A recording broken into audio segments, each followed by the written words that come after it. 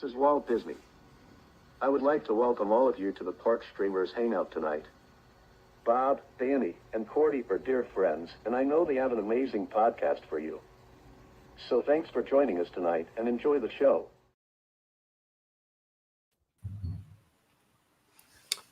All right. Well, hey, kids, dreamers, and jammers, are you ready? It is time for another Park Streamers Hangout.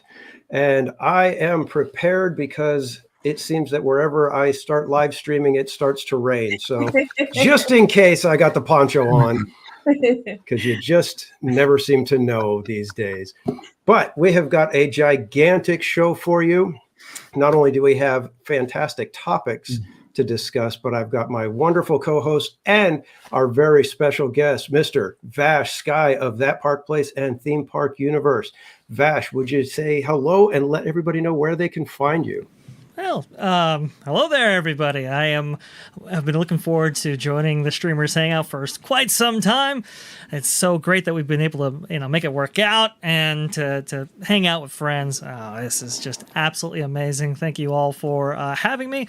If you guys want to go ahead and follow me, you can go ahead and do so right down there at VashSky. Just go ahead and type in. It should pop up for all that robust discussion. Some people might actually remember where that came from. If you want to go ahead and follow me on YouTube, you absolutely can via That Park Place for all the news that should be fun. We cover all types of stuff, not only related to the theme park space, but also the entertainment space. And, well, there's a big proxy battle happening at the upper echelons of Disney. I don't know if any of you are aware, so we're covering that in depth as well, going live every Thursdays at noon Eastern. So definitely check that out. And Theme Park Universe with my compatriot theme park wizard talking about news from theme parks all across the nation, even the world in some instances. So definitely check that out as well if you are interested in following me. Awesome. Thank you. And we are so happy to have you with us, Vash. I've been wanting to have you on ever since we started, basically. You're one of my kindred spirits when it comes to critiquing the Disney company and such. But we need to introduce our amazing co-host, Cordy. We'll start with you. Would you let the folks know where they can find you? Yes. Hello, everyone. Cordy In California on YouTube, Instagram, TikTok, and Twitch. All right. And we have the one and only Barry Place 28, who is right there above me. So, Bob, would you let everybody know where they can find you? First of all, I'm checking the weather because you're wearing a poncho. It's making me look kind of nervous there. It looks like you're having rain on Saturday. I know. Oh, wait. Well, yeah. It's late, though. So maybe. Oh, well. Anyhow. We'll have to see. Hey, everyone. Good to see you. You can find me at BarryPlace28 on Instagram, Twitter. Oh, sorry. X now, Facebook, Twitch, and what's that other one I've been using? Oh, yeah, Instagram. You can find me there. All right. So now that you guys know everybody. And you? Oh, well, you can find me on YouTube, Twitter, and Instagram, all of them at Theme Park Casual. So enough about us, though. We want to talk about the stuff at the parks. And one of the things that's been having lots of discussion and lots of speculation lately is Disneyland Forward. It recently did get pushed through the Planning Commission. So now it is off to the City Council to have a vote.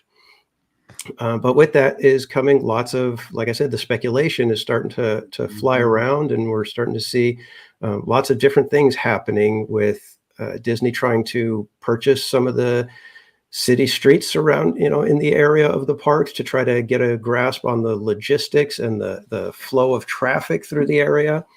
But let's go ahead and toss it over to Vash. I know you've really delved into this. You're an amazing researcher. So bring us up to speed of what this means with it getting passed through the Planning Commission, and what are certain things that are happening at the moment before we get to the City Council vote. Yeah, so it is moving through its its way through this. What has been kind of a little contentious in recent days of vote with the public governing body of the Anaheim area right here. It's very interesting how this all works. Not quite like Florida, right, with Walt Disney World and how that whole thing goes through, which has just been has had additional layers of complication added. No, whenever Disney does something like this, they have to get city approvals, and there is a process by which it actually happens. Bob, why don't you go ahead and share my screen right here, and we'll go ahead and take the viewers through what is actually going on here. So Disneyland's multi-decade $1.9 billion expansion plan clears crucial hurdle after contentious public meeting. Oh yes, this is via deadline here, Tom Tapp. I can tell you right now, this was quite the meeting right here. If you guys didn't catch it, you can still catch it if you want to do that sort of thing. It's about 6.5 hours. Like, it was long and arduous, and we'll talk about some commissioners who maybe necessarily got a little bit ahead of themselves in terms of the questioning and all that. But here we go. The Anaheim City Planning Commission voted 5-1 to approve sending the corporation's Disneyland Forward plan to the full City Council. Disneyland Forward would transform Walt Disney's original theme park over the coming decades, adding mixed-use amenities and attractions. So what you can kind of say that Disneyland Forward is it's simply just a rezoning of Disneyland's or Disney's land that they own right now in the Anaheim area, right? So while they do own that land, they still have to get various approvals for anything that they want to put up. This is an all-encompassing rezoning of the original EIR, or the Environmental Impact Report, that was settled on in the 1990s, interestingly enough. And what this allows for is, hey, can we have theme park additions be made on, let's say, the West End, where you're looking at right now? This is beyond downtown Disney. Can we necessarily put theme park elements there? Can we put hotel elements in the old, Strawberry Fields, or as we know today as the Toy Story parking lot? All of those things are up for consideration when it comes to Disneyland Forward, and there is much to consider with it, as one could imagine, and why this whole thing has been so contentious. So this is kind of the review process that they've had. This has been in the works for a long time, gang. Ever since 2020, when they originally announced this thing, this has been making the rounds through this whole process. And this is all pretty technical, but I wanted to go ahead and demonstrate that this has been in the works for years. And it has some of its origins even back to those 1990s time period that we were talking about before. So you can kind of see right here what they are wanting. Again, the original plan was agreed upon in 1996, and that allowed for a 40-year term for a lot of the stuff going on Disneyland Resort, to make it a resort from its days when it was just a theme park. And so it would probably have to be up for review anyway. And now Disney has taken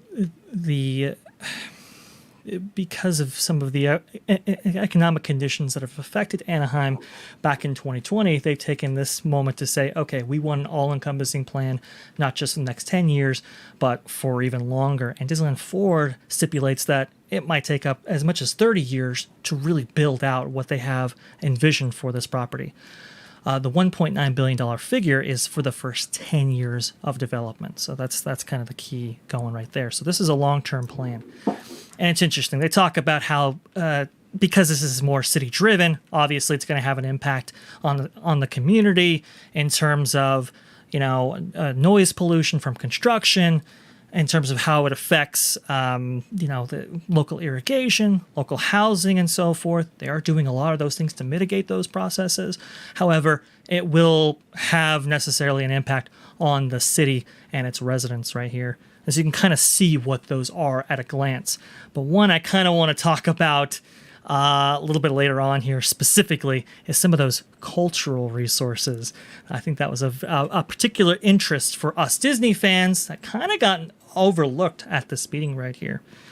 You can kind of see a little bit of those plans right there. So as Bob mentioned before, they're talking about, or I should say casual, they talked about how they're necessarily going to acquire whole streets. And that is absolutely correct. You can actually see that figure right there, that $40 million for street and transportation improvements.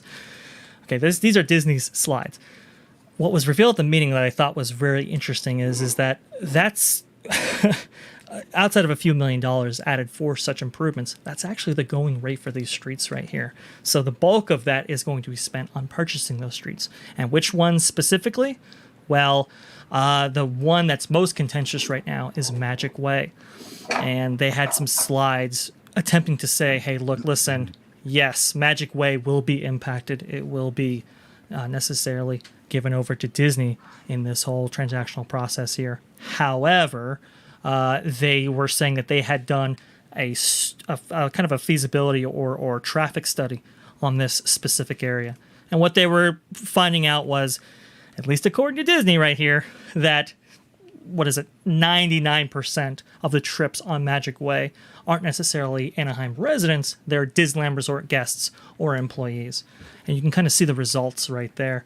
Again, this was very contentious because a lot of people, especially along Walnut, which is still going to remain Walnut, but there's going to be some street improvements connected with that. But that community that's beyond Walnut uses Magic Way for quick access to the 5, either going north or south right there as it connects to Ball. So now you would have to necessarily take Walnut all the way to Ball. A lot of people are kind of, obviously, they're resistant to that idea because that cut through is obviously no longer going to be there.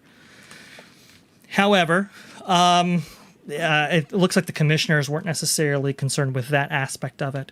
The other thing that people were really keying in on, however, is the this height map that Disney has. As people will know, or maybe you're not familiar, there's a very rigid set of height restrictions around Disneyland. And this was done for a specific reason, in order so that none of these structures that surround Disneyland would intrude on the park itself.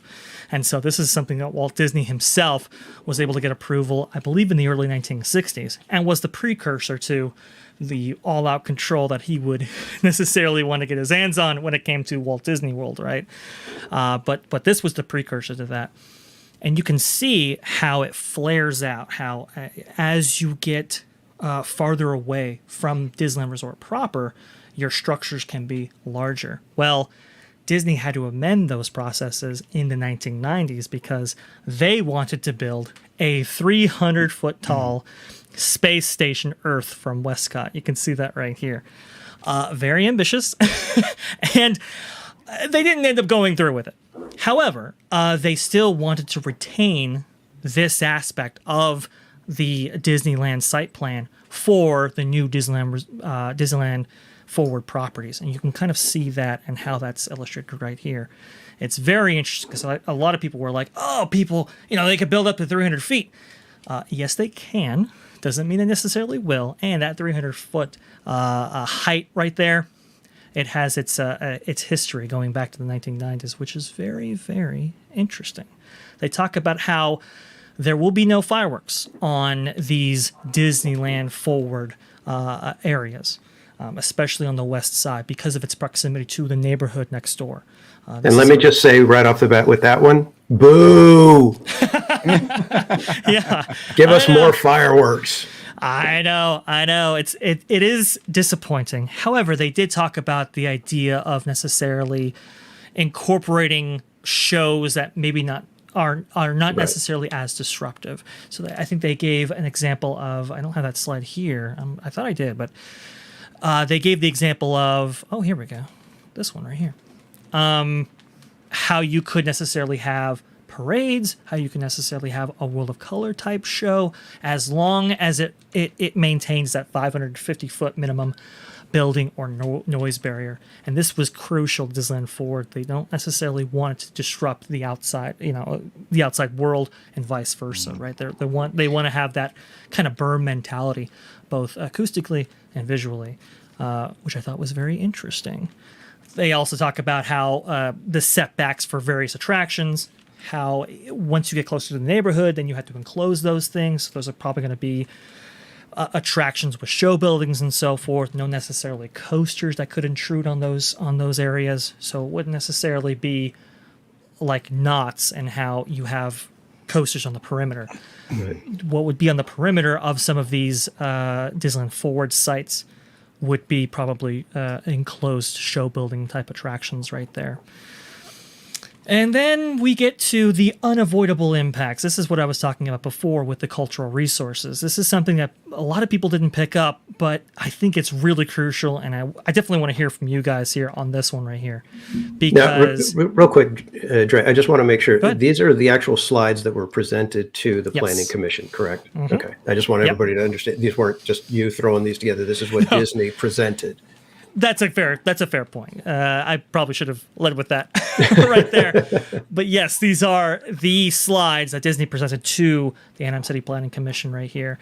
And they talk about noise issues related to construction. I mean, that's kind of going to be kind of unavoidable right there. However, they talked about the effect on historical, cultural resources. And they say, you can see the red barrier outlining Disneyland proper right there. They're saying that because the park is necessarily over 50 years old, that individual structures within the park might have a historic preservation flag attached to them, right? And so they were talking how Disneyland Forward would require amending that and allow them to necessarily renovate, reconfigure, or maybe even demolish entirely structures that might have that historic flag on them. And you can see the 4 structures that they actually give as an example.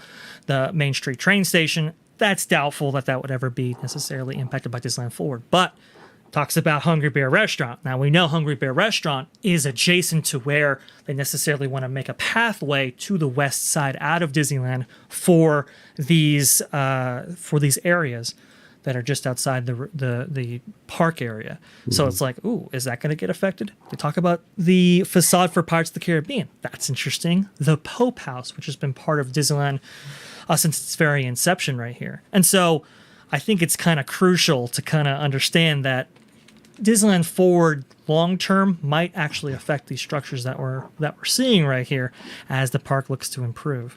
They talk about how they want to alter their landscape program to go towards plants that are low water use right here. They talk about some transportation improvements. This slide is new right here. You can see this is the Disneyland Forward kind of the proposal on what could be possible if they get approvals. You can see these purple lines right here. Those are the outlines for pedestrian bridges or potential pedestrian bridges and where those might be. Remember, you get a lot of traffic going from, across harbor, from like the parking garage over to the Esplanade and so forth. They want to build a series of pedestrian bridges in order to take away that traffic, because on the other side of those pedestrian bridges, especially in harbor, you would get a new parking structure. I believe it's a 13,000 space parking structure, which is interesting because that has been the proposal for quite some time. You can see right here, I love this tweet right here. This is from Jason Schultz, who found this article back in 2000, suggesting that Disney might build a third theme park in 2003. Now, obviously, that didn't happen, but there's a little blurb in here about a 9,000 car garage that was going to be built where this current parking structure that they have proposed as part of Disneyland Forward will actually be built right here. You can kind of go in and see what the original plans for Westcott would have been a series of people movers and monorails to take you from these parking structures. Obviously, it's not quite what we're going to get, but that's where the origins of these ideas exist right here. And you can see right here, I thought I had one more slide that shows some of this stuff. I might not, which is unfortunate, but I can just tell you right now, it's the future of Disneyland under Disneyland Forward is really, really unique. They talk about the potential for people movers, for monorails, for Skyliners to get you from one area to the other. And all of that just got through the approval process that you can see right here with one load holdout from Luis Andres Perez. I can just tell you right now, this guy, he was asking all kinds of questions. He was asking about magic keys. He was asking about attractions, individual components of this thing outside of the purview of the Anaheim City Planning Commission. And at the end, he voted against the proposal, which is a shame. But that, in a nutshell, is what's happening right there. That's what Disneyland Forward is all about, and all of that encompasses, and what we just saw from this recent Anaheim City Planning Commission that just took place. Yeah, and one thing I thought was interesting, you would think that with something of this scale, it would be get your infrastructure done first. Make sure that when you have your new things coming online of new hotels, new parks, new entertainment dining districts or whatever, you would think that they'd say, make sure that you can handle the traffic patterns, make sure you can get enough cars in to sustain all of this and the demand that could be there. That's not the case. I heard that they actually, that the city or what, maybe it was the planning commission or the agreements, that they have to spend, I think, at least half on those new amenities when they're building. Yes. Is that what you heard? Is it half or something like that? Because I heard that they're not allowed to just go with just parking structures and stuff like that. Yes. So there are stipulations. I believe there is a slide here that has some of the accounting for all this stuff. So you have like $30 million set aside specifically for affordable housing. You have $40 million specifically set aside for street improvements and transportation.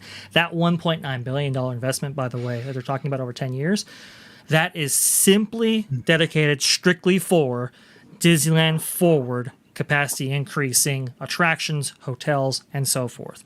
Everything else is on its own separate budget, and including that parking structure, which we theorize is going to be anywhere between 100 to maybe as much as $300 million at the end of the day. So this is a significant investment into Anaheim, into the resort infrastructure that is pretty decently considered. I don't necessarily like the $1.9 billion figure. I think that necessarily needs to be more, but again, this is in the first 10 years.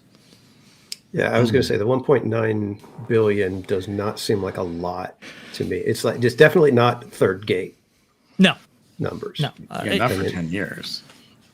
No. Not for 10 years, no. I mean, I think the budget for something like the Grand Californian, right?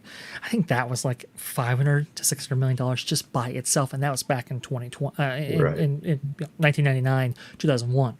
So you can theorize is if they build a whole bunch of DVCs, that uses up that 1.9 real quick. Yeah. So what I'm thinking that 1.9 is all about is laying the groundwork for a lot that might be invested in Disneyland Resort going forward, but not necessarily like third gate.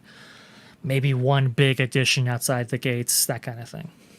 Mm-hmm. Now, do you think that covers anything as far as expanding DCA or Disneyland? Do you think, possibly the Avengers e-ticket is wrapped up in that? I don't think so. They were very clear, and I was interested in finding the answer to that question, Casual. Is this just for this $1.9 billion, which can be as high as $2.5 billion as stipulated in Disneyland Forward? There's like a $5 million penalty, though, that they pay to not spend that much. So it's 1.9 for the sake of argument here. Is that associated with anything else? And from all their statements, from all the questions that were asked, this 1.9 specifically goes towards Disneyland Forward improvements. Disneyland and DCA are on their own separate budgets. Okay. So that's critical to note here. And look, you can necessarily, we can get some infrastructure upgrades.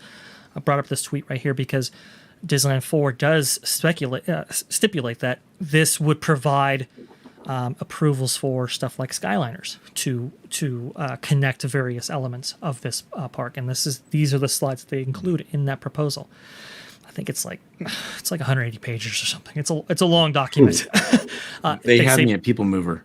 Yep, People Movers, which. And this is why I brought up that other slide right here. You can see that People Movers were part of the original plan for Westcott. And you would take People Movers to and from these parking structures that were on either side of the resort. You can see how the monorail was incorporated into that design as well. And they do talk about pedestrian bridges and so forth, and monorails that could be implemented here as well. So that 1.9 billion could go to those things. So even though it might be infrastructural, it doesn't necessarily mean that it's not fun as well. It's a lot to take in. I know. Yeah, it is. I'm sorry, everybody. I mean, we had one holdout, one no vote. Yes. Has there been any speculation if anybody on the city council is leaning toward that, has got the axe to grind, if you will? Believe that city council vote's going to take place April 16th, but don't quote me on that. I think that's the last date I heard on this. If this was the city council makeup as it was 5 years ago, remember with the Eastern Gateway project, which a lot of this is included here, and that Eastern Gateway project's very, very critical because it necessarily can bump out the borders of DCA. That was one of the reasons why when Disneyland Forward wasn't approved, Eastern Gateway project wasn't approved.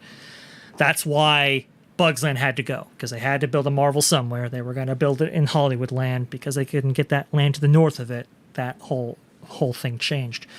So if it was the makeup at that time, this might have a real problem getting through right here. But from what I understand, the votes that took place for the city council members that exist currently, they're generally Disney favorable. Now, I don't want to get into the weeds of it, but that FBI investigation into the previous mayor and all that, that was definitely a black eye, for sure. Right. However, I don't think that has necessarily swayed. It didn't happen on the Anaheim City Anaheim Planning Commission. It didn't happen on that level. I don't think it's necessarily going to affect the city council either. I think Disneyland really has their ducks in a row on this one. I think they've had as much outreach as they could possibly provide for the city.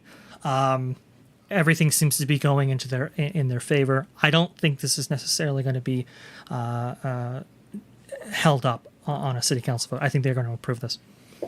Okay. Yeah.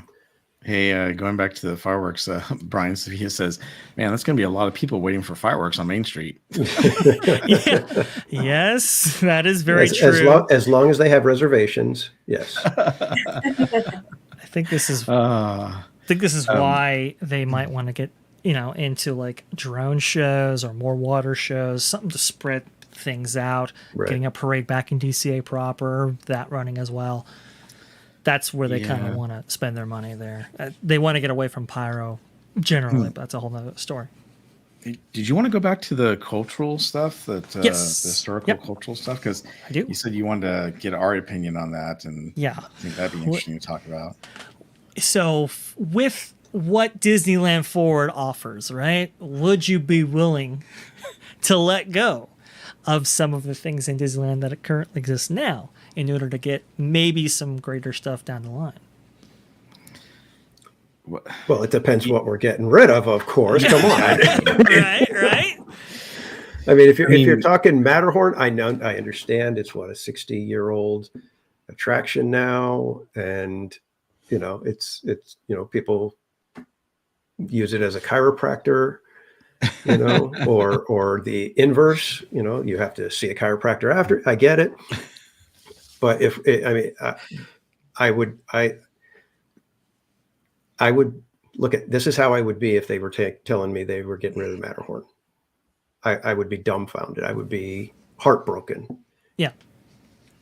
So I think it depends what we're getting rid of. Cordy, do you have any sacred pieces at Disneyland that if Everybody has a sacred cow. obviously other than the castle. The castle Oh, is, you know, gosh. that's I well, don't I don't even know. want to say that It's because what they did in Hong Kong. it's really tough because you're like, I just want to keep it all and then just keep growing, you know. Yeah. I know that's not really possible in the situation we're in. I just I don't know. It's really hard. Like I will not go on the submarines, but I don't want to lose the lagoon. So it's just a really tough one. But on the other hand, I'm really excited to see what they'll do. Like I'm open to you know the plans that they have. I think it's really exciting. I don't want to lose history, but I think things like the you know Disney Railroad on Main Street, right? Like things like that. Like you just some things you'll have to leave alone. I think all of Main Street would just like don't touch it. But I think so. Yeah. you know everything else, I think. You gotta get access to the other side somehow, right? And like you said, Right. that submarine voyage. Yeah, I don't want to lose that either. But it's so low capacity. It's a maintenance nightmare. You have to hire divers. There's a lot of reasons to necessarily do something with that space. But hey, you could maintain the lagoon as well. You know, who knows? Bob, what do you think about all this? Are you willing to lose something for Disneyland Forward? Come on. Well, yes and no. I think one of the things that anything that Walt touched or kind of, you know, built, I kind of would like them to stay away from. I mean, there's plenty of things in the park that, you know, have been changed and modified over the years, obviously, and extra lands that have been added, like Galaxy's Edge and the whole, you know, Critter Country area. You know, they've kind of, you know, revamped that when they put in Splash Mountain. And I mean, look at Indiana Jones, that had to be added as well, and get rid of the Eeyore parking lot. So things like that, if it's an attraction that didn't have Walt's hand in it or anything like that, I'd probably be okay with.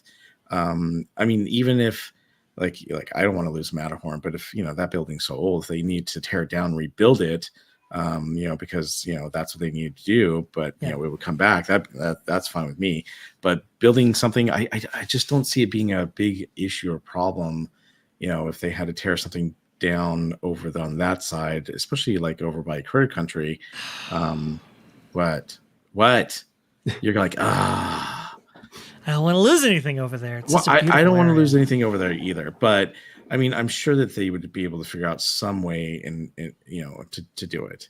I mean, obviously they're planning on buying those streets over there. I'm sure that, plus there's a lot of backstage area, right? So maybe it's not, you know, a huge area to walk through, but you know, it's a small kind of, you know, walkway that leads to a bigger walkway in the background, you know, that takes you over to the other parks. I mean, that's something that, you know, could do it. But think about it too. I mean, hopefully they're planning on building more, you know, monorail, you know, access, or maybe people mover, something that takes you over to the other parks. That'd be great, so that maybe you don't have to, you know, destroy anything or take anything down over in Critter Country or in that backstage area. That would be fine by me too. I think that would be a great idea if they could do it. Yeah, I mean, I don't like the idea of possibly getting rid of anything in order to facilitate Disneyland Forward, but I understand that for the plans that they have, you know, some of these things need to be necessarily excised in order for Disneyland Forward to be facilitated. So I get it. I don't like it. I want my cake and eat it too. Our resort is tiny. Well, can we well, that's the thing that I find odd. If and I don't know if it's necessarily going to be that it is part of Disneyland, or if they just want another entrance, exit, and access to the amenities that are going to be going over there.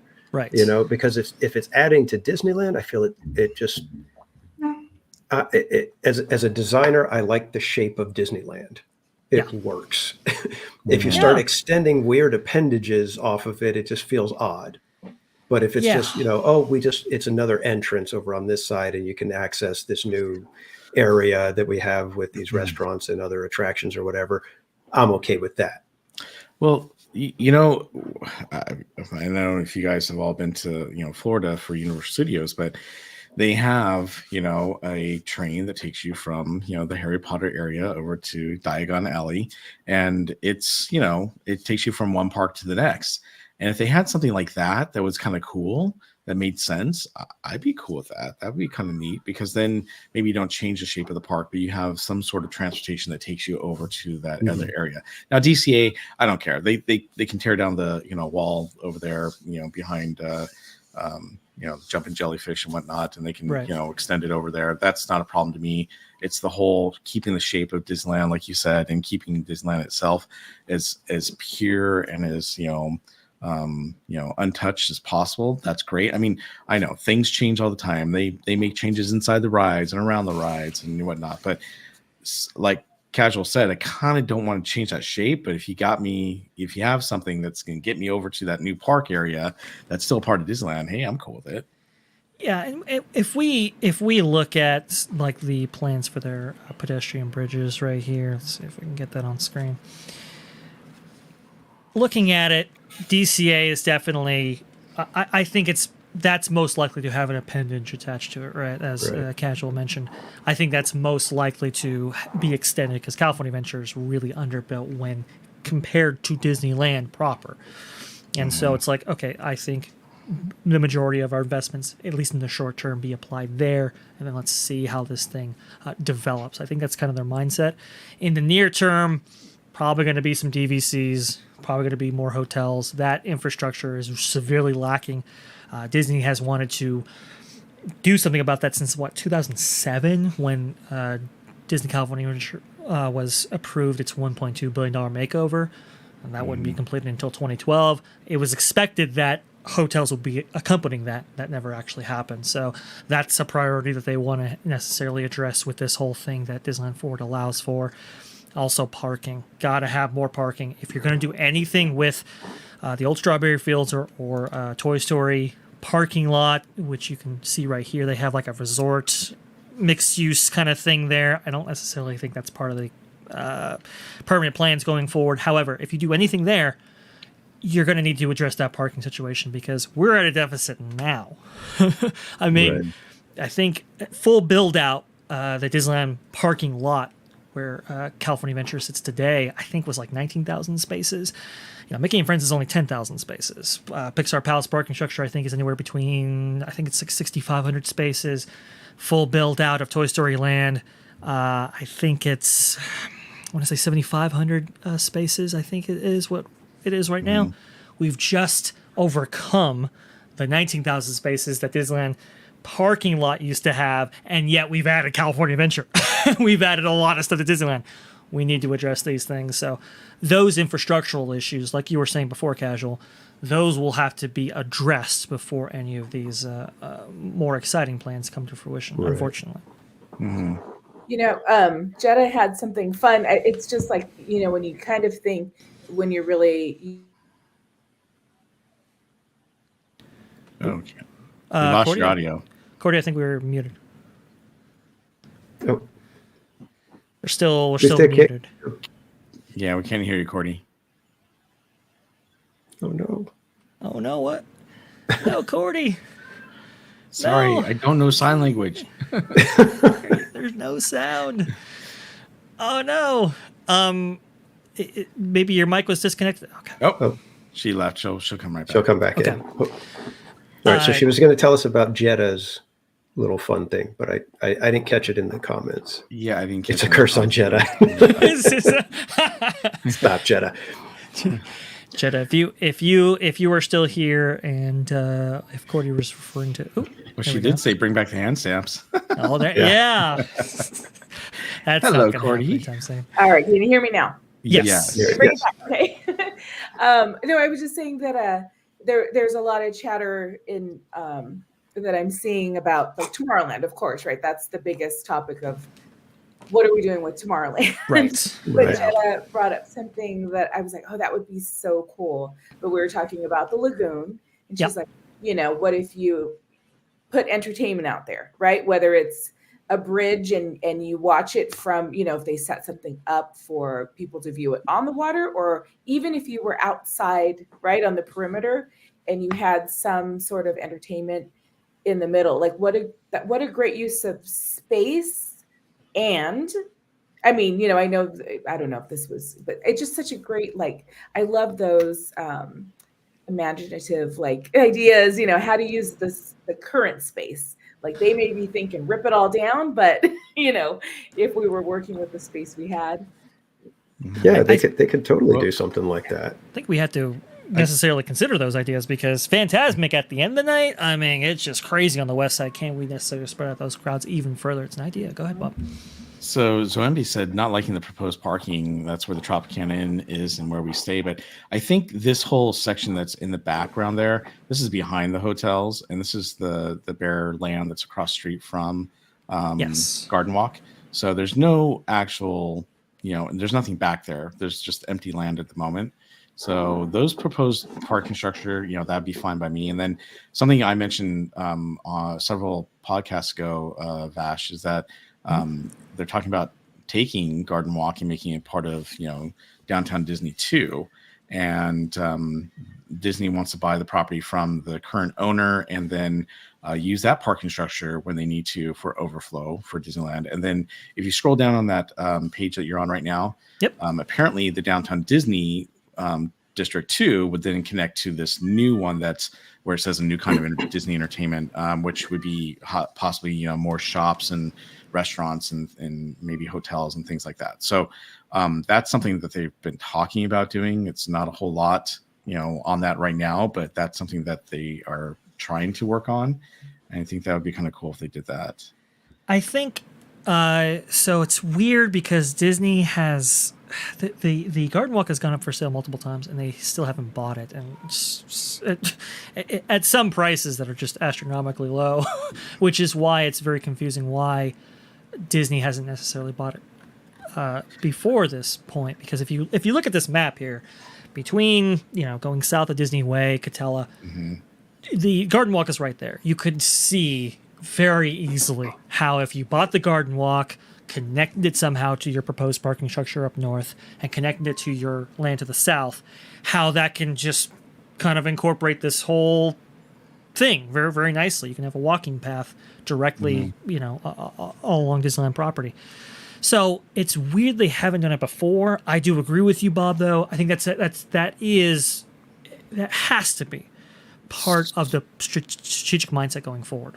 Well, from what I understand from talking to one of the business owners that's over there in Garden Walk, they were waiting for Disneyland Forward to be approved, by the Anaheim City Council, and then once that got approved, gotcha.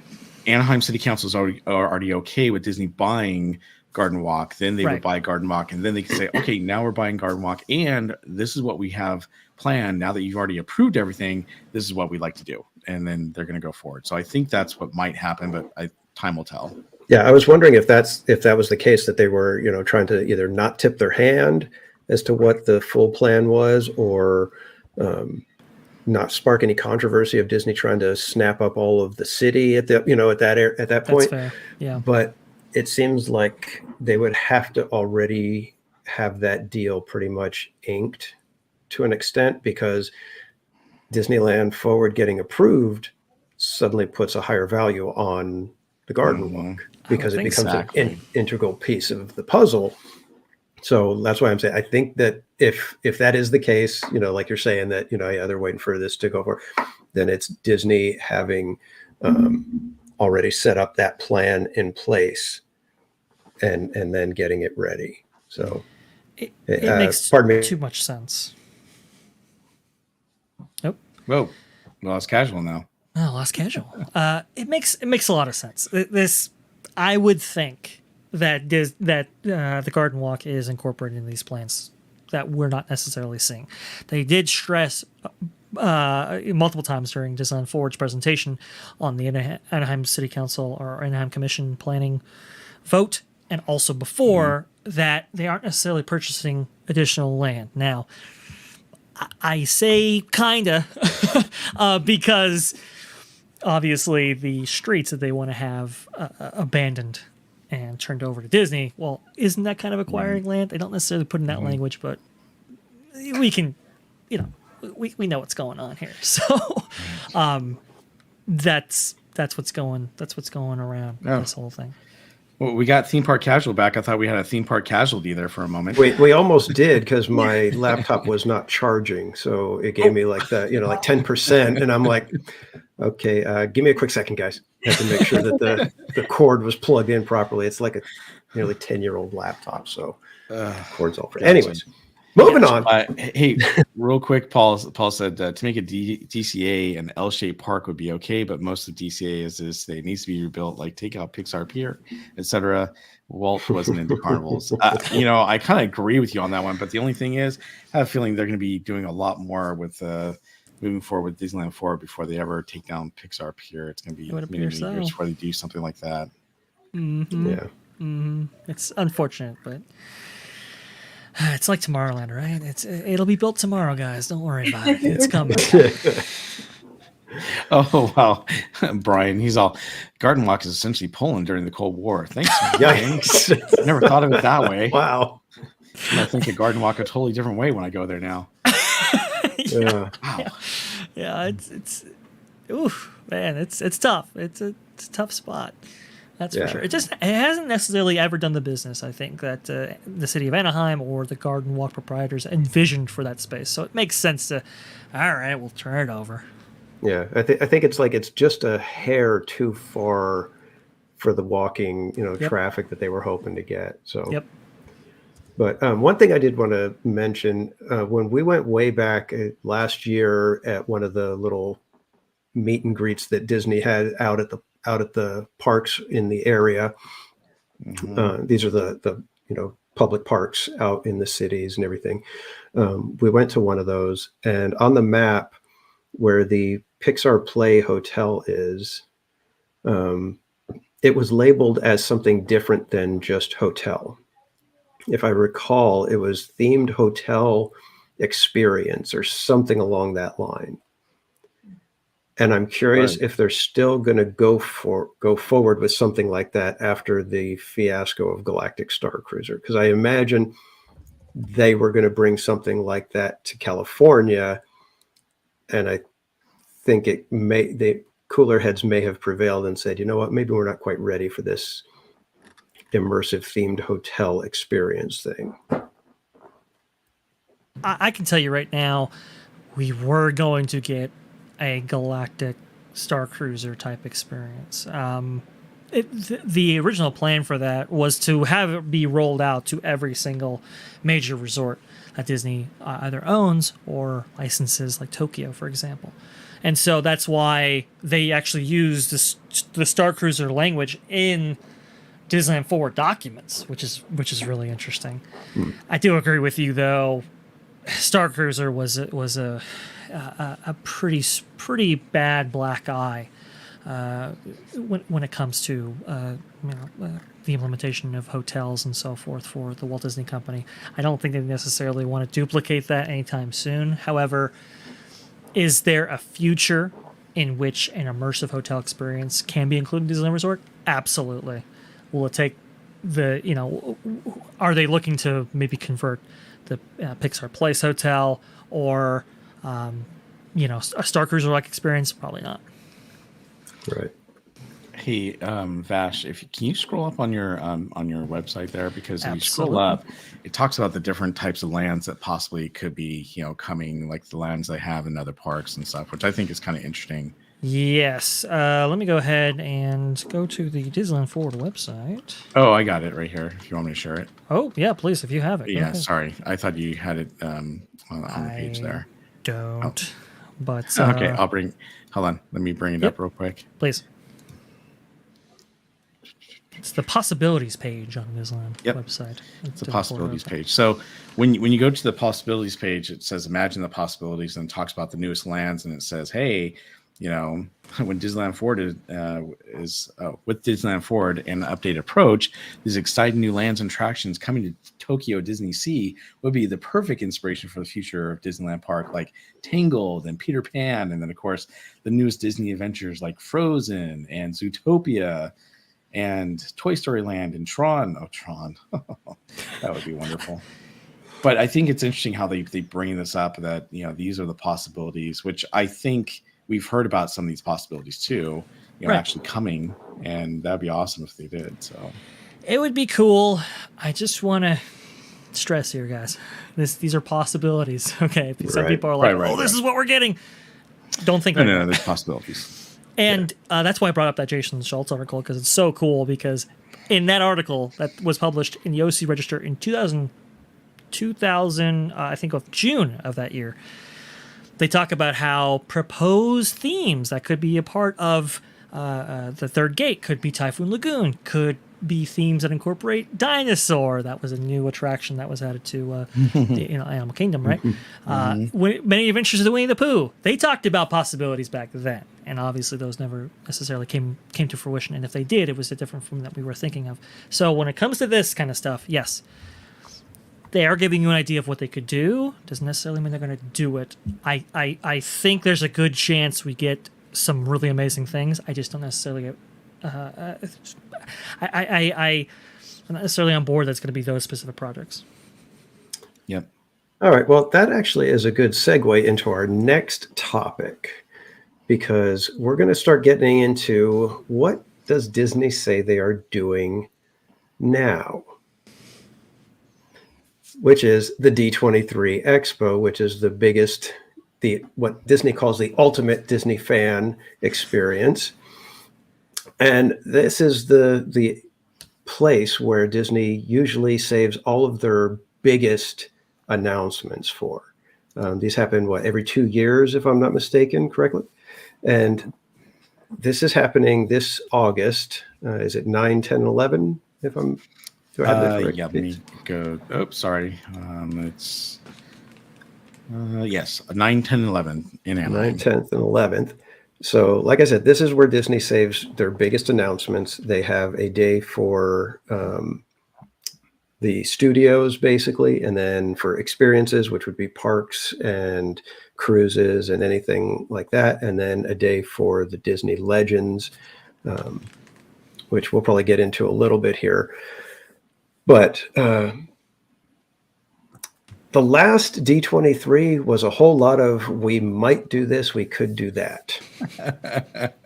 Wasn't it? Oh, and you've got to admit, fans have taken note that is a lot of what we've been getting lately from Disney is, well, we could do this, and maybe we're thinking about doing something like this or that or whatever. So I don't know what to think of an event like this anymore. I have never gone. I'm not a con type of person. I'm not the type to go and, spend hours waiting to get into a room and then be, 300 yards from the celebrities and, that you're there to see. And I don't have to be in the room when the announcement's made. It's just not my thing. Some people really get into this. So I'm curious, panel, what are your thoughts on the D23 Expo as a whole? Will you be attending? Is there anything you're looking forward to? Is there anything you're expecting? Cordy. Me, huh? Yeah. Are you, well, let's start out. Are you a D23 member? Mine's not a paying member. Okay. I'm in the same boat. I signed up because, hey, sure, why not?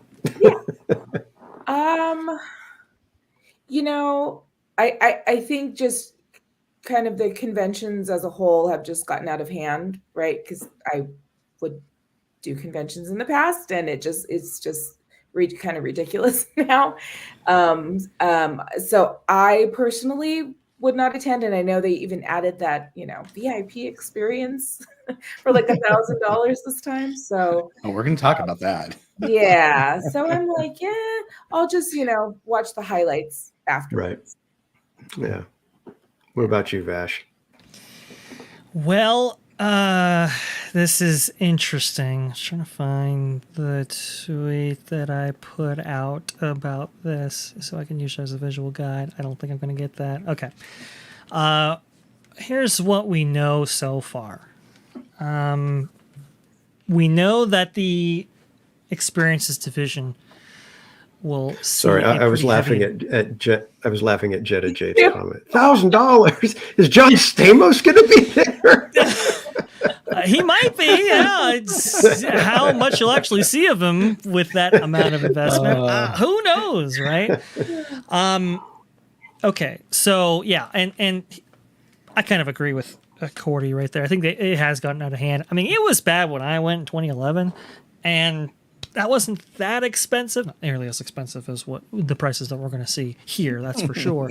Then it had a few people who had media access, so I was able to go tag along with them to a lot of these panels. Got to sit right behind John Musker and Ron Clements, which is kind of cool during the Legends ceremony, and saw all the princesses perform because they were being inducted into the Legends category right there, which was pretty cool. It was awesome. However, a lot of those great guys that we love in Disney lore and Disney history, they're no longer there. So what are you going to see at this thing? You're probably going to see a lot of sneak peeks and stuff that's coming. So hey, maybe you'll get on the ground floor of somebody who might be really big later on. But that's what you're going to see. As far as the historical panels and so forth, yeah, those are cool, but a lot of those guys, with those guys being gone, kind of it takes a lot of the luster off of those things. So for me, D23 is not necessarily for me anymore. I did it once, never doing it again. I got my fill. I'm good. However, when it comes to like the parks, right? And Casual, you were completely right about this. We have been promised, or not promised. We've been the curtain has been lifted, as Josh G. Morrow would say, right? Behind the scenes of WDI, and look at the possibilities. Look what we could do if I just said yes. Okay, we know there's going to be $60 billion over the next 10 years allocated towards the experiences division. And that is for good reason right here. Bob, if you want to share my screen real fast, I'll show briefly, and then we'll switch back to yours. This is, I'm going to get into the weeds here, folks, but don't worry. I got a point to this. Okay. So this is how Disney makes its money. So you have the kind of the left and the right part of this chart right here. On the left side, you have all the ways Disney accumulates revenue. So you have like linear networks. Those are your, Disney Channel, National Geographic, ABC, all those kind of things, right? Then you have direct-to-consumer, DTC. Those are your streaming, Disney Plus, all of that. Still hasn't generated a profit, but you can see how much revenue it brings in. You can see content sales licensing. Those are your studio films. And unfortunately, Q4, their quarter, which was between October and December of 2023, didn't make that much, which is really unfortunate. But you can see right down there, the experiences division, the parks division, how much revenue they pulled in, $7.8 billion. And then, as it goes through the machine right here, you can see how much profit was generated from the experiences itself. That operating segment right there, that's your profit for these investments. It is massive. So it's like, okay, if this is the one area we're making money in, we're going to spend money on. $60 billion sounds like a big number. However, you got to think about it. They spent $30 billion on the studio in 2021 and didn't again in 2022. They spent another $30 billion. So in 2 years, we got $60 billion. In 10 years, we're getting $60 billion for the entire experiences division. And a lot of that's going to be spent on maintenance and some other things right there. I'm confident that we are going to get announcements from like the Avatar experience, right? We've heard a lot about that. I think that was Bob Iger's. That was the first thing that he brought up on the earnings call when he came back into the seat, taking it away from Bob Chapek. That was in like February of 2023, right?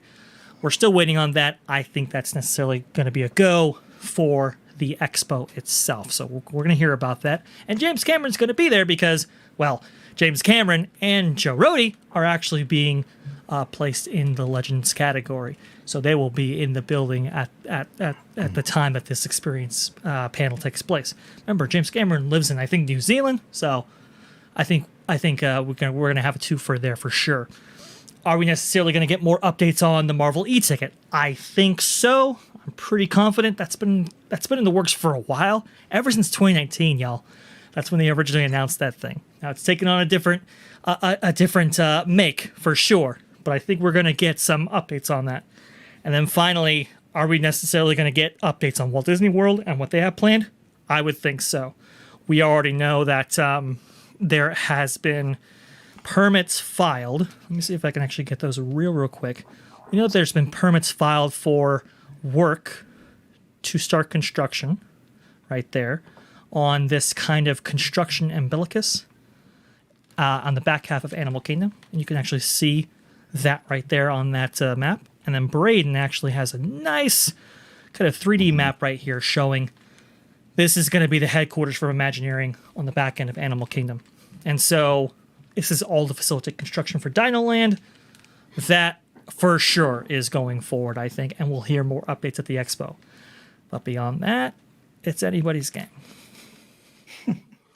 Well, that shifts us up to Bob. And when it comes to D23, will you be attending? Well, now you guys make me feel like I shouldn't. No. So here's the thing. I've never been to D23. I've always wanted to go. And yes, I am a gold member, and I would like to take my daughter. I actually talked to her about it, and she sounded like she wanted to go. So I was thinking about maybe going the first 2 days. Although I was talking to Casual last night about some of the ticket prices, which are kind of crazy, especially on where you end up sitting for the actual events, to all the announcements and stuff like that, and they are kind of expensive depending on where you're going to go and stuff. If I go, I'm probably going to do for sure Saturday, but maybe Friday and Saturday, just because I haven't been. I'd like to experience one, especially since I am a gold member for D23. So I'm planning on trying to get tickets for tomorrow, and as you guys can see, tickets do go on sale tomorrow for the D23 gold members at 12 noon. And then on the 27th, the Visa card holder presale opens at 12 noon. And then all D23 members, it's open on the 3/28. So I am going to look into it tomorrow, and I probably will end up getting a ticket for Saturday and possibly Friday for me and my daughter. So yes, I'm planning on going, but we'll wait and see. It's something that I would like to do, but I got to be honest with you. I kind of feel like VashSky. I kind of feel like I know what they're going to probably talk about and announce. Yeah. I still think it would be fun to be a part of it, especially because this year's going to be a lot different. The way they're doing this whole seating thing at the Honda Center. And a lot more people are going to be able to attend, which I think is interesting. And it's going to be in the evening for these events, these announcement events, not in the morning like they normally do. So you basically could spend your whole entire day over at the Anaheim Convention Center. And then in the evening, you head over to the Honda Center. That logistically, that's going to be a pain, especially for parking, I think, because you pay for parking over the Anaheim Convention Center, or if you're like me, you just use your Disneyland pass to go over to Toy Story parking lot, and then later you have to try to find parking again for the Honda Center. But I think I'm probably going to try to do it, and if I do, then obviously I'll let you guys know, and I'll try to cover it. Although it's very interesting and we'll talk about this in a moment about what they're allowing and not allowing into the Honda Center. So, but Right. Since we're talking about tickets, let's go ahead and bring that up real quick. So the 3-day event that they're having is Friday, August 9th, Saturday, August 10th, and Sunday, August 11th. So on Friday, they're going to do the Disney Entertainment Evening Showcase. And then on Saturday, they're going to talk about the Disney experiences and the evening showcase. So obviously, Disney Entertainment will be all the movies and TV shows, I'm sure, and Disney Plus. And then Disney experiences evening will be all about the parks. And then, of course, Sunday is a Disney Legends evening showcase where they'll have all the people who are the legends showing up. And actually, it's funny because Casual and I are talking about how many people of those legends are really going to be there and show up. So it'll be interesting to see. But these are the ticket options. Just real quick, I was curious about the Legends thing. Is it typical that they all show up, or is it?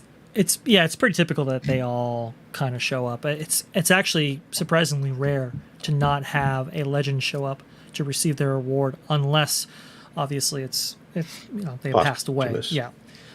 Plus, yeah, exactly. So it's pretty standard. I would think. Amazing people like George Lucas and some people that you would think, would they necessarily dedicate the time to do this? Yes, in fact. So it's pretty big. But I'll say this, man. I mean, to get 100 level viewing, and we'll go on here. So I'll give it right back to you, Bob. to get 100 level viewing, what I had back in the day, it's now what, a $2,000 to $2,500 endeavor Yep. now. Oh, Yeah, we're getting to They're gonna that start part right giving everyone here. heart attacks. oh, All Well, right. let's just talk about the ticket options first. So, please. if you want to go Friday, Saturday, or Sunday, it's $99 for the Disney Ultimate Fan Pass, and then the 3-day Ultimate Fan Pass is $297.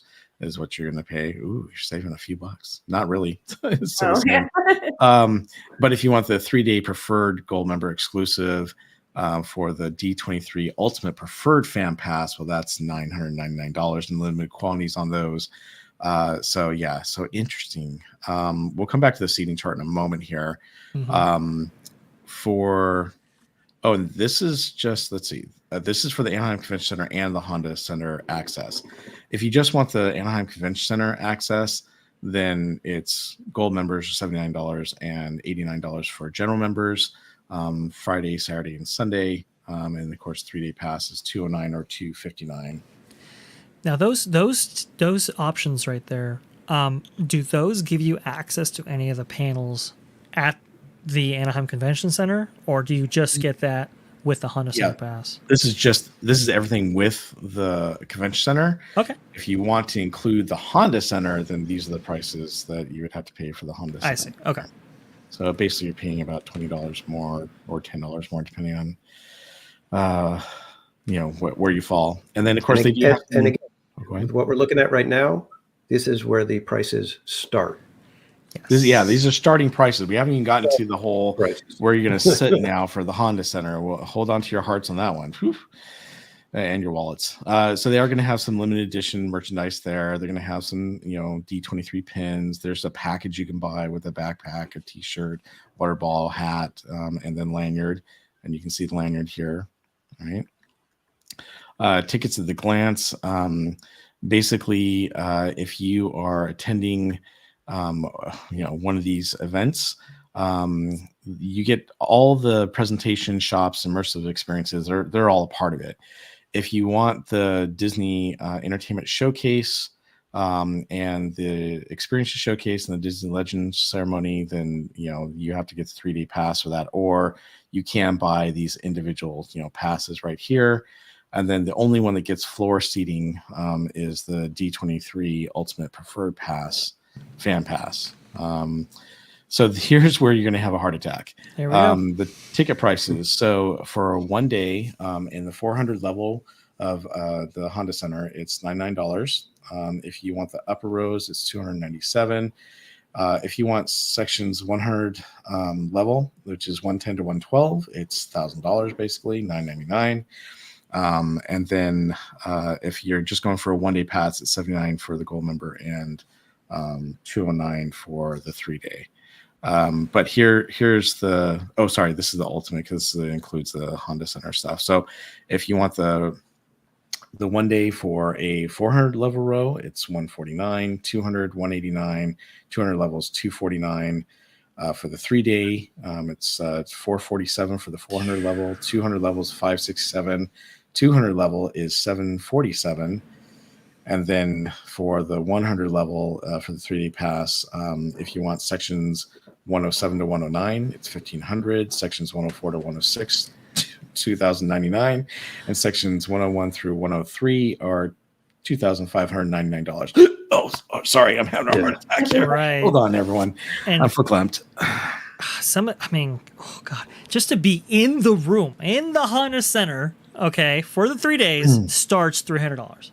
That's the starting price just to be inside that auditorium. And again, with the experiences, that's usually live streamed. Legends kind of half and half sometimes. Maybe they'll live stream it this time. But for that studios panel, which they show a lot of stuff that you cannot find anywhere else. And yes, they do take your devices before you actually enter into that studios panel right there. And they have night vision goggles. So if anybody's recording, good luck. That exclusive stuff right there, again, you can only see if you have maybe a 1 day $99 pass right there, or included in your 3 days. So it's a lot, folks. It's the buy-in's pretty high here. Are you saying they won't let electronic devices in there? Yeah, no. So only for the studios panel. I think the Legends panel, I think you could still bring electronic devices in there. But for the studios, where they're going to be showing you like previews for their upcoming slate of films, the films that they have in production with people actually coming out on stage, and like Kevin Feige, for example, talking about the next Marvel project or whatever. That is all you have to submit your electronic devices at the gate. Yeah, interesting. Mhm. All right. Now, So, do they let media have their devices? Do they get to have They access? might now. They might now, yeah, but you can't record at all. Yeah. So interesting because, typically at a concert venue, right? The one thing that they usually don't let in is big bags. And if they're fairly big, they have to be, clear bags. From what we understand now, there's no bags allowed at all, period, into the Honda Center unless you are they're medically necessary, that you have to have them, and they're like a 12 by 12. Otherwise, it's basically no bag, isn't it? Now, so you can have small purses, and that's 5 by 9 by 2 that are allowed. But you are correct.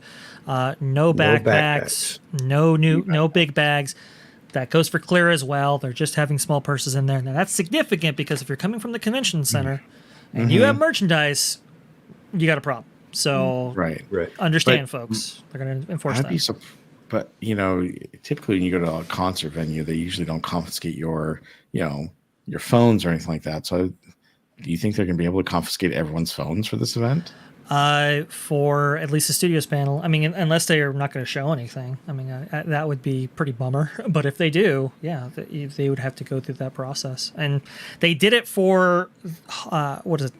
The Anaheim's Convention Center's version of like Hall H or whatever. It's not quite Hall H, but I think it was like a 9,000 seat venue. They're going to use 12,000 here. They can do it.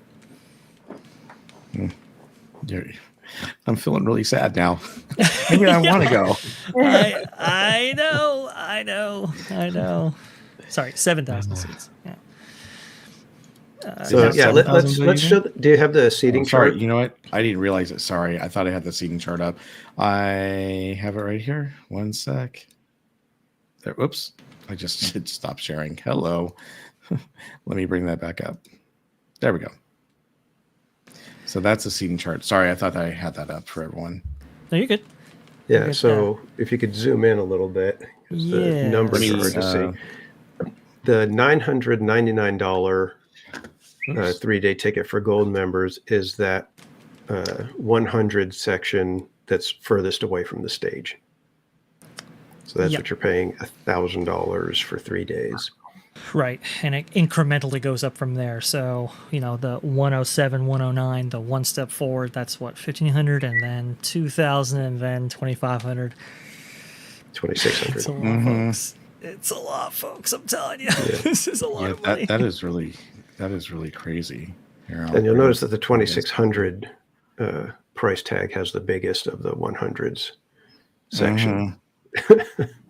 Yeah, so here's that chart again, and you can kind of juxtapose that against the sitting chart right there. Just to, like I said, just to be in this auditorium right here at the very upper levels, it's going to be $100 per day. That's crazy. And and I believe that does not include the processing fees. So we don't know how much the processing fees are. If it's going to be like Ticketmaster, you're looking at what, $20 additional dollars? Yeah. And I believe they are going to use Ticketmaster. They just actually shared here how that process is going to work. Right. And they use Ticketmaster as the option because it's a Ticketmaster venue. Right. So. Right. Yeah, I'm starting to think I'm just going to the Anaheim Convention Center for maybe the entertainment's one. I'll go the second night. We'll see. I don't know. Yeah. Crazy. Yeah. It's a lot, folks. It's a lot. I don't necessarily know if the Ultimate Pass is worth it. It used to have like the Sorcerer's Pass that used to get you into all the panels and stuff. I think that's actually that wasn't a terrible value, even though it was expensive. It was plus $1,000. That wasn't so bad because you did get access to those panels, which are so good, or at least they were.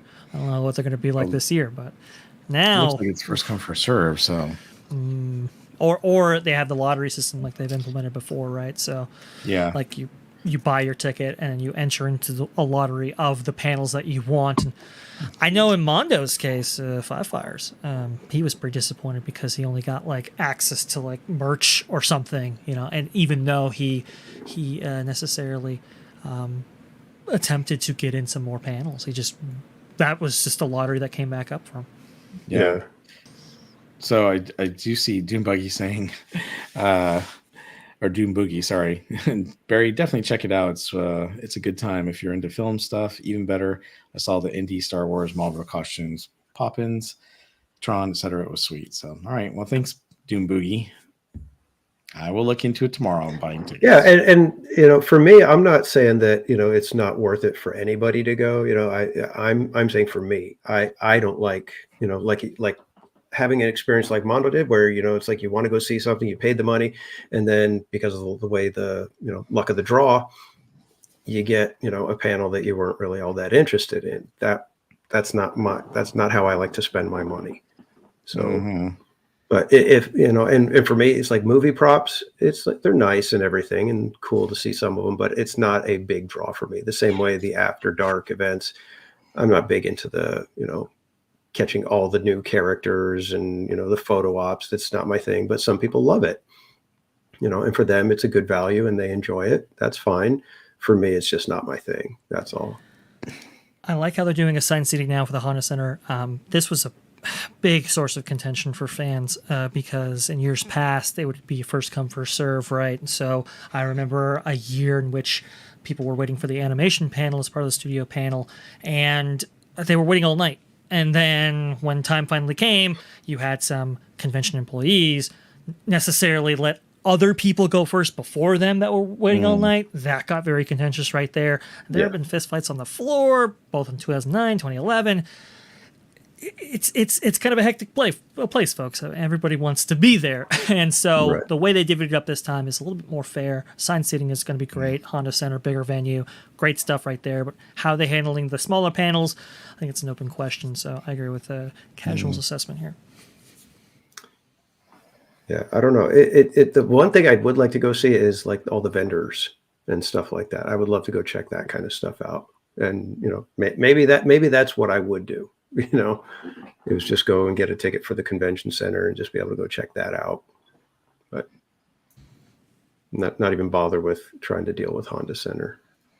I don't know. That's what I'm thinking about right now. Like, I really want to deal with Honda Center. If they do a what if again, they can't. There's no way. They will be booed off the stage, I think. My goodness. If they do another thing like that where it's not a definite, this is coming, and we're breaking ground in 2 months. If they don't have something like that, it could be the end of their conventions, because people are just going to be like, I'm not going anymore. Yeah, there is no point to go because you're not giving us anything that we want. So they have to be announcing, and with everything that's going on at Animal Kingdom, that's going to be what they announce at the very least. So we know that something's moving over there. Whether or not they admit what the Avatar experience is, we shall see. But it'd be interesting to see too. We were just talking about Disneyland Forward. So what happens if Disneyland City Council or Anaheim City Council approves Disneyland Forward? Then maybe they might. Hey, maybe they'll do a little what if for that. I don't know, but maybe, I don't know. Yeah, they might have a what if segment for that, but since it's a 30-year plan, it's all that that might be acceptable. However, you have to have something more substantial to take with that. Yeah, it could be. I mean, honestly, with Disneyland Forward, it could be that's when they announced the Avengers e-ticket finally, happening. They have to, right? Because I mean, they've got to do something. I mean, if Disneyland Forward gets approved, there has to be something that they show movement on that gets the fans excited. If they don't do that, that's a big PR miss, because that's your best chance to really make the big splash. And if you don't do it, people are going to start questioning, okay, what the heck is this Disneyland Forward? What exactly are you guys going to do if you're not even going to be willing to announce it at the your first chance that you have to make that kind of announcement? because it's what, 2 years until the next time they can, utilize it. And, otherwise it's just, going to be another blip in the news. The hardcore fans are going to get excited, but it's not going to be the bigger news where, the more casual fans are paying attention to what Disney's doing the way they do with D23. Right. Well, and I would think too, given the fact that we're only 4 years away from the Olympics, right? They would have to announce, especially if Disneyland Forward gets approved, they would have to say, hey, this is what we're going to be doing, and here's some new things that are going to be coming out.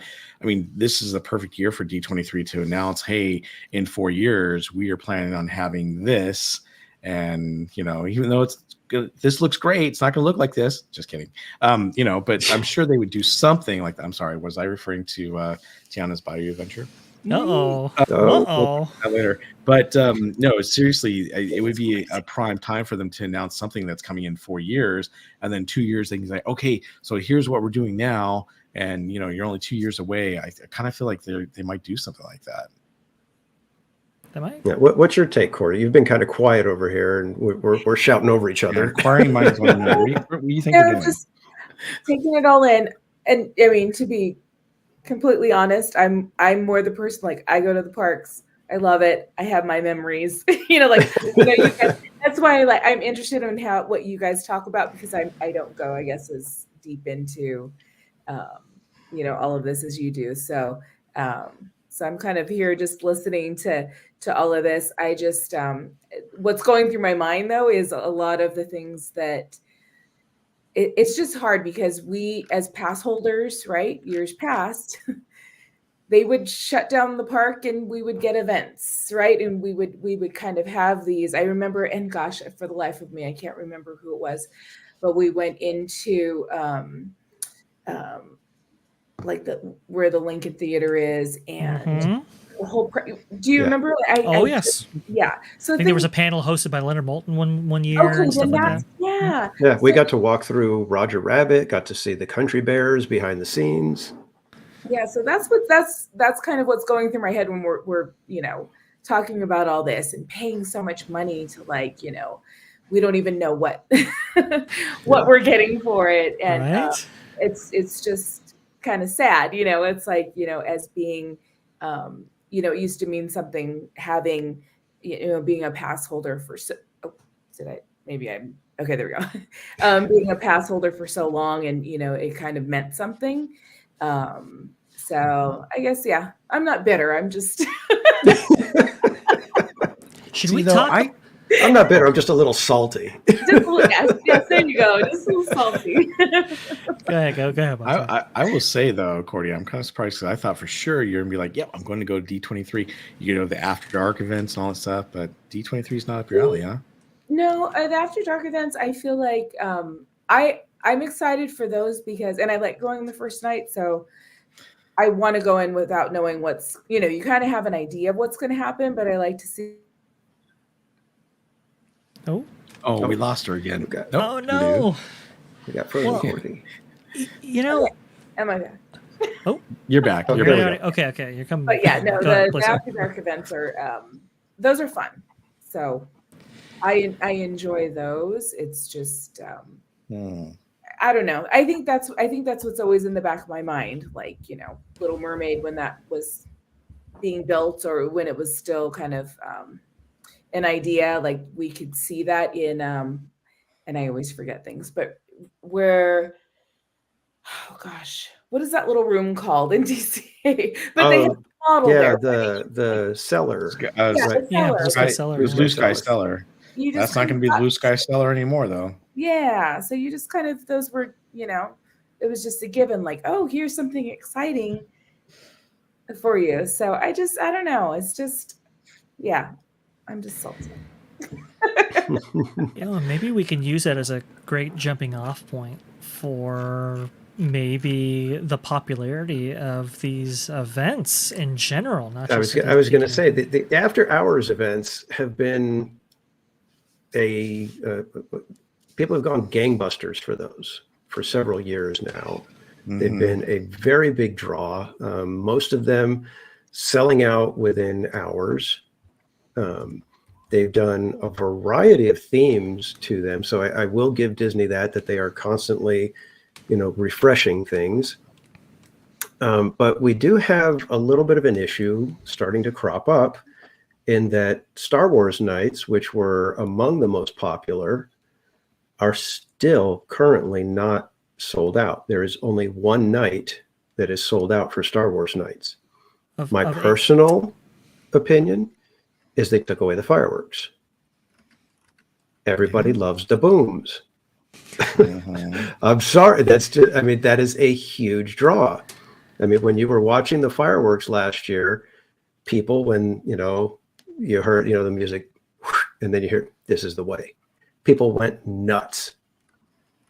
There is something about it. And that was one of the first things that everybody on Twitter was noticing. No fireworks show. So if the Star Wars nights are having trouble selling out, is that a canary in the coal mine for the after hours events, that either they need to not do as many nights for some of them, or could it be that the public is getting a little tired of the same old on some of these? Is it the economy? People just don't have that kind of money anymore. What our resident after dark events, Cordy, you're one of the experts in this. You go to almost all of them, I think. What's your thoughts on what do you think Star Wars night isn't selling out? Well, they did add nights, right? So we have more nights than we did last year. The fireworks, it's funny because I got my tickets before I even realized that fireworks weren't on the list. I just kind of went in blind, assuming, of course, they're going to give us the fireworks. So, and then when they announced that we were going to have, the fireworks that are coming April 5th, right? On select nights. Fire of the Rising Moons, is that right? So it's like, then I'm like, Yes. okay, maybe that's why, I don't know. I just try to rationalize and, but, I think if they were really to listen to us, they would know. It's not like we're asking for a lot, like I'm seeing it in the chat, but I've heard it a lot over the last more than a year. But even things like, give us something special. Can you bring back Captain EO? We've got this empty building. Can we do something like that at an After Dark event? At least.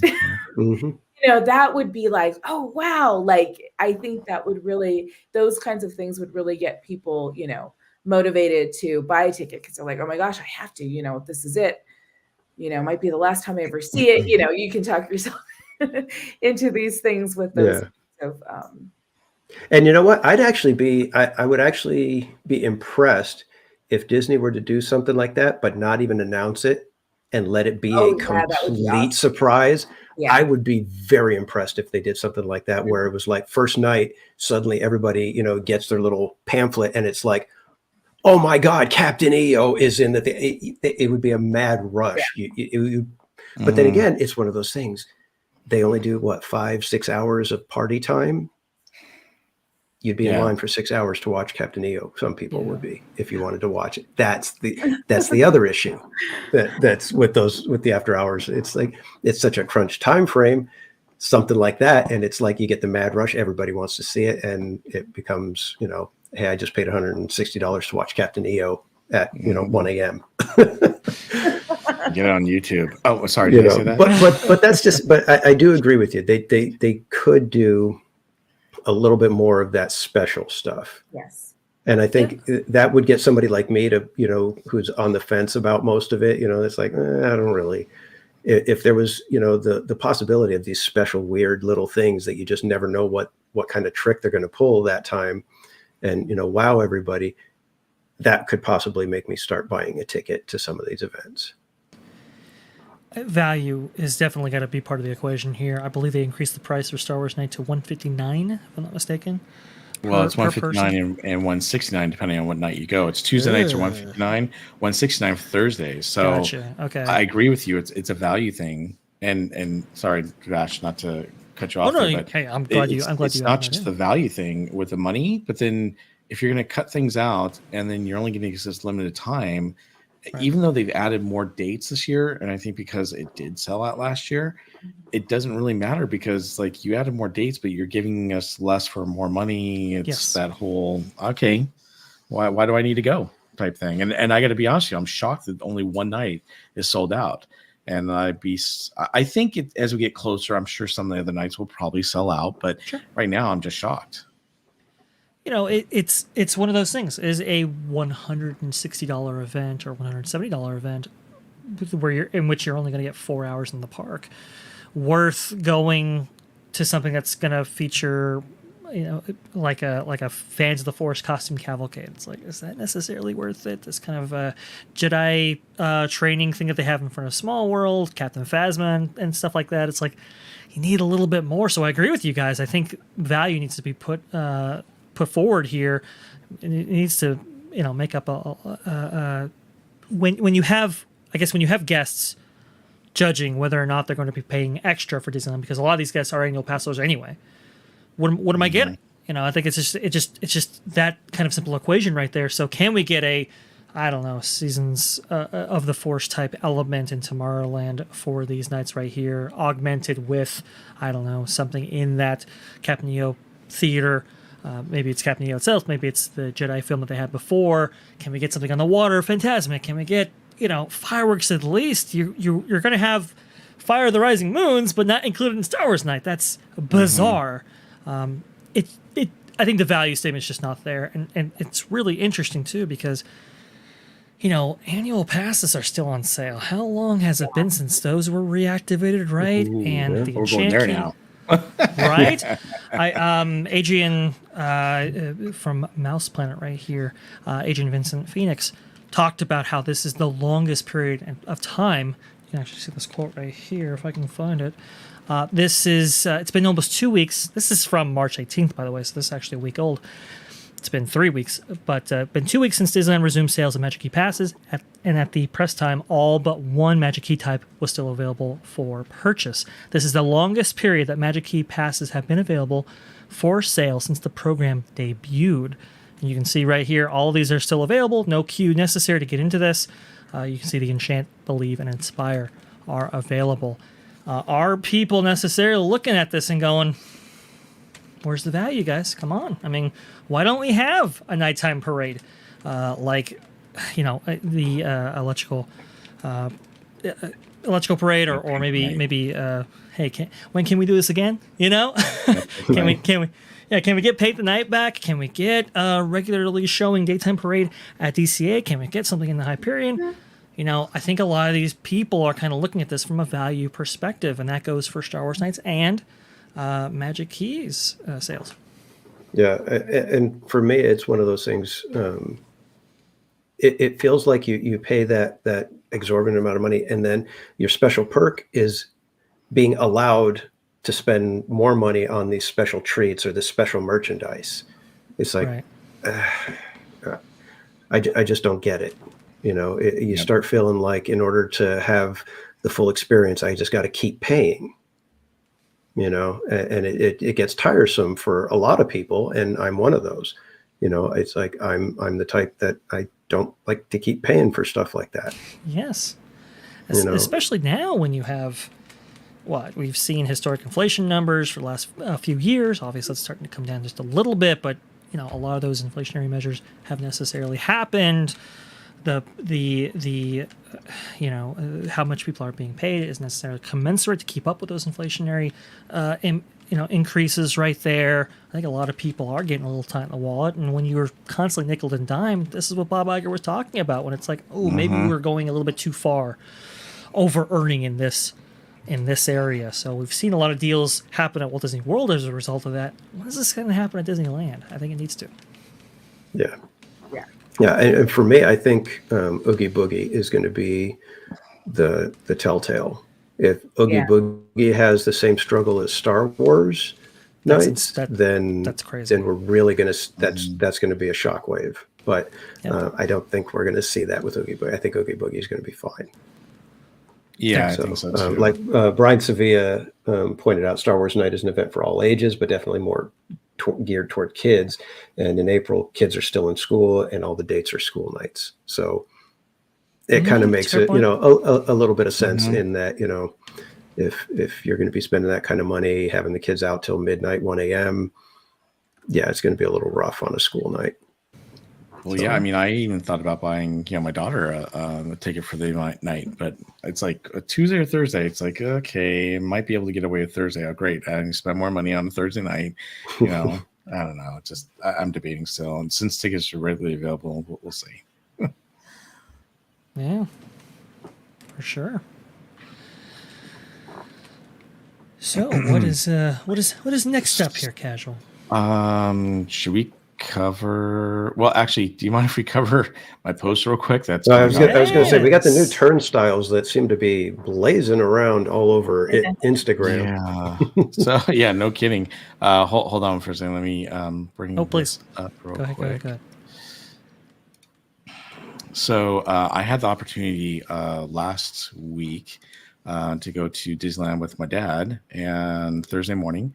And when I got there, I was pleasantly surprised to see that they actually had, and how come it's not showing up here? Sorry, give me 1 second. There it is.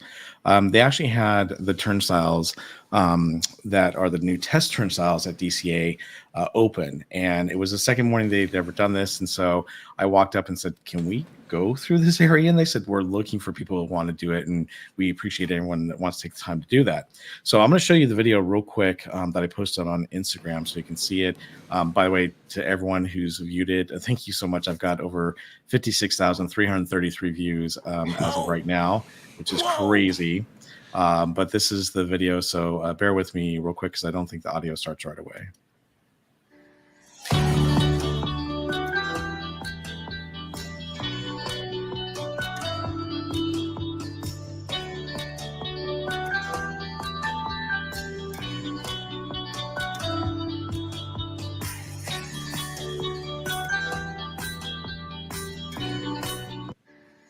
So real quick, so this is what it looks like in the front, and you can see there's a camera there, right there with little Mickey ears. I think it's kind of cool.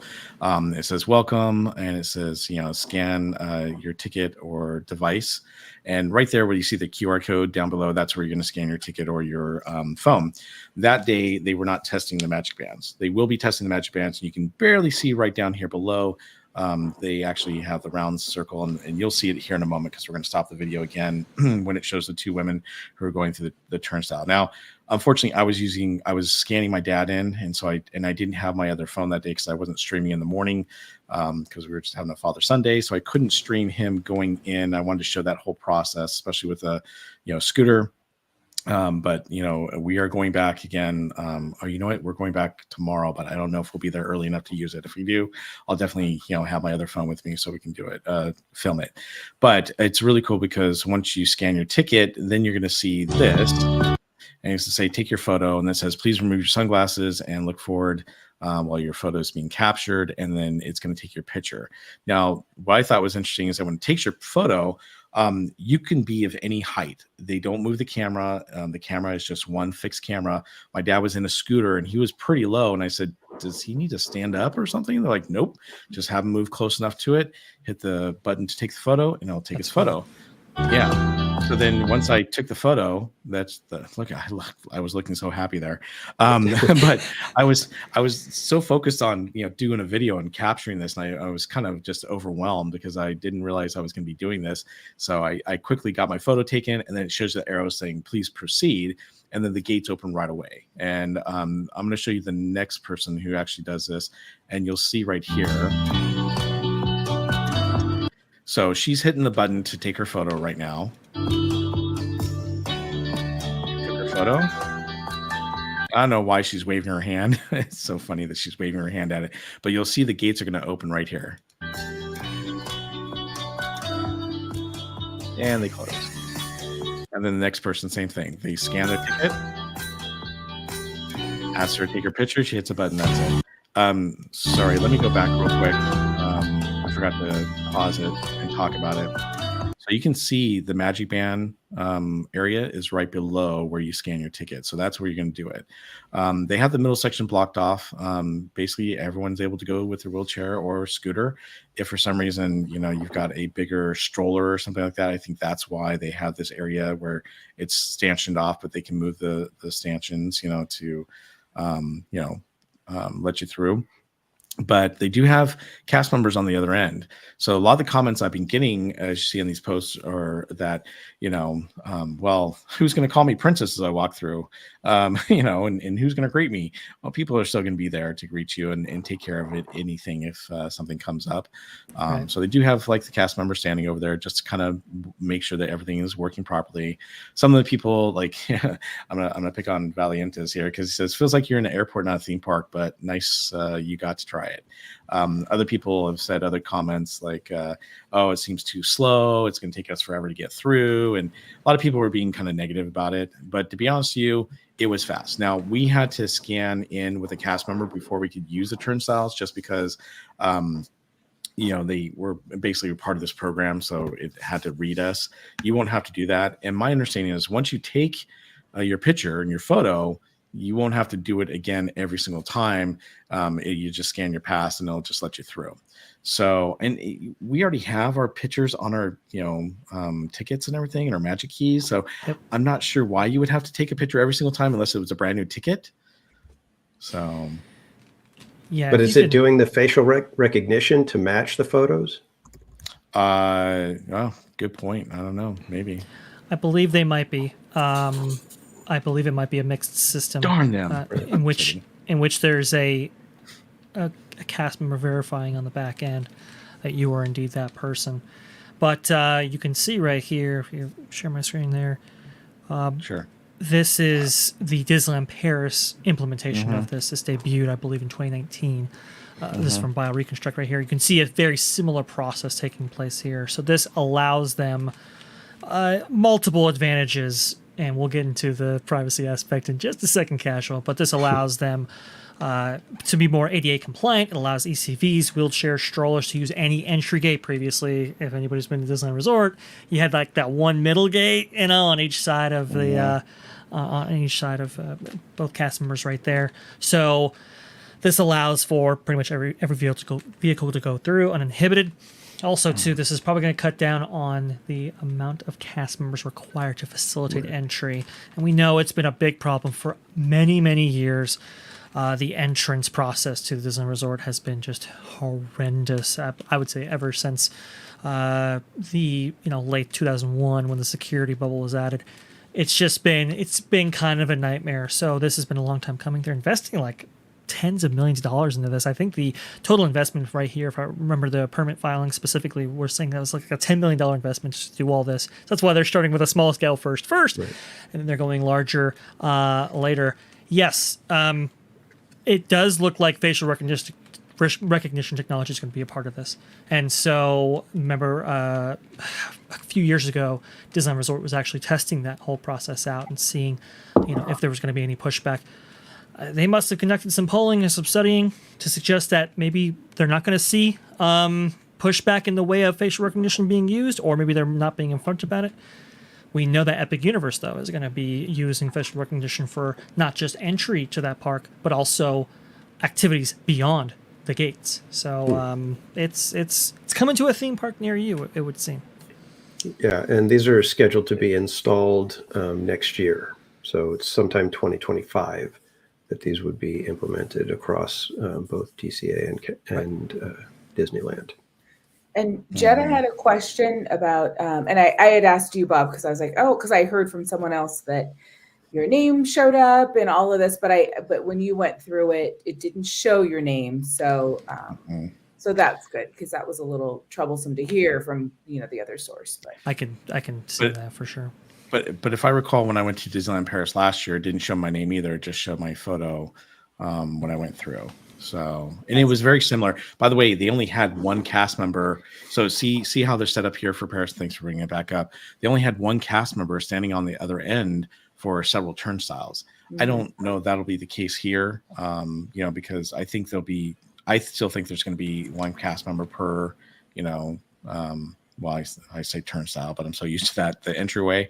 Right. But really, there weren't a lot of people going in at the Disney Hollywood, the Walt Disney Studios park.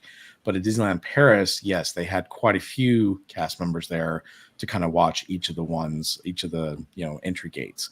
But the other park that wasn't as busy, they didn't. However, it's not the same as DCA here. DCA is very, very popular, and we have tons of entryways. So I have a feeling that we're still going to have one cast member per. Hey, look at that! It's Barry Place 28. There it is, right there. Who? Let's see now. Now we're up to 56,377 views. So yeah, but thank you for letting me show it to you guys. I liked it. My dad thought it was great. He actually liked it. To me, it was a very quick entryway. I did not think it was. Took very long to use it, and I'm looking forward to seeing how it's implemented once they do implement it. Because again, it is dependent on how fast you scan yourself and go through, but it's not that difficult. So yeah, it's as touchless as it possibly can be, at least on subsequent visits, as quickly as we can get it. I think this will be a tremendous help to the traffic patterns at Disneyland Resort. We know it gets real bad on some days. I mean, we've seen both lines to get into each respective park touch each other in the middle of the Esplanade before. It's why we were supposed to get fountains and trees and stuff in there. We just can't get those things if these lines keep backing up in the way that they do. So it could necessarily facilitate some beautification in the Esplanade area if these lines get down. I think it's a worthwhile investment. There's been a lot of quality of life improvements actually recently as part of the Disney Resort. I know that the app allows you to scan through a number of days for reservations now. Previously, it was limited to like the one day, the one time, right? Now you have this kind of multi-search option. We have seen permits being filed for fountains in Main Street, in Fantasyland, and in Frontierland to be reworked to add in bottle refilling stations. That's kind of a cool thing. So we're seeing these kind of little things pop up here. But I would say, even though people don't necessarily think about the entrance turnstile thing, I think it's a big deal in terms of the quality of life aspect for visiting Disneyland Resort nowadays. Yeah, it should be a good thing. I would hope. And Alan, I don't know, because you guys have had experience with it, Bob and VashSky, like if they're using facial recognition, he asked why worry about scanning a ticket? But I guess it still has to kind of go hand in hand, right? Well, so what I remember from Paris, that I had to actually get my picture taken the first time, and then after that, every time I scan my ticket, it scanned me and it just let me in. I didn't have to hit take a photo button or push that button every single time. So this is more testing phase. So they're like, yeah, I think it's testing. That's why they're doing that.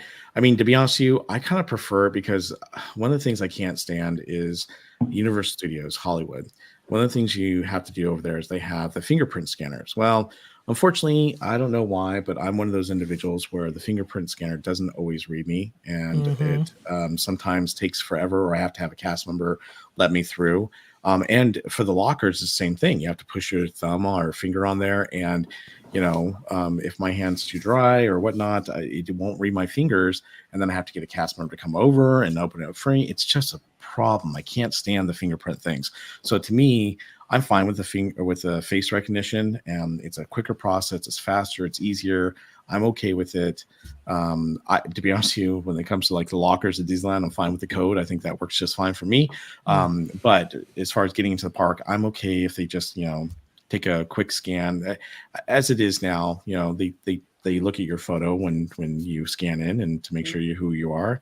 This is just going to be a scanner that's going to scan your face to make sure you're who you are and you walk in. So I think there are going to be intermediary mediums for the near term, right? So like tickets or barcodes or that.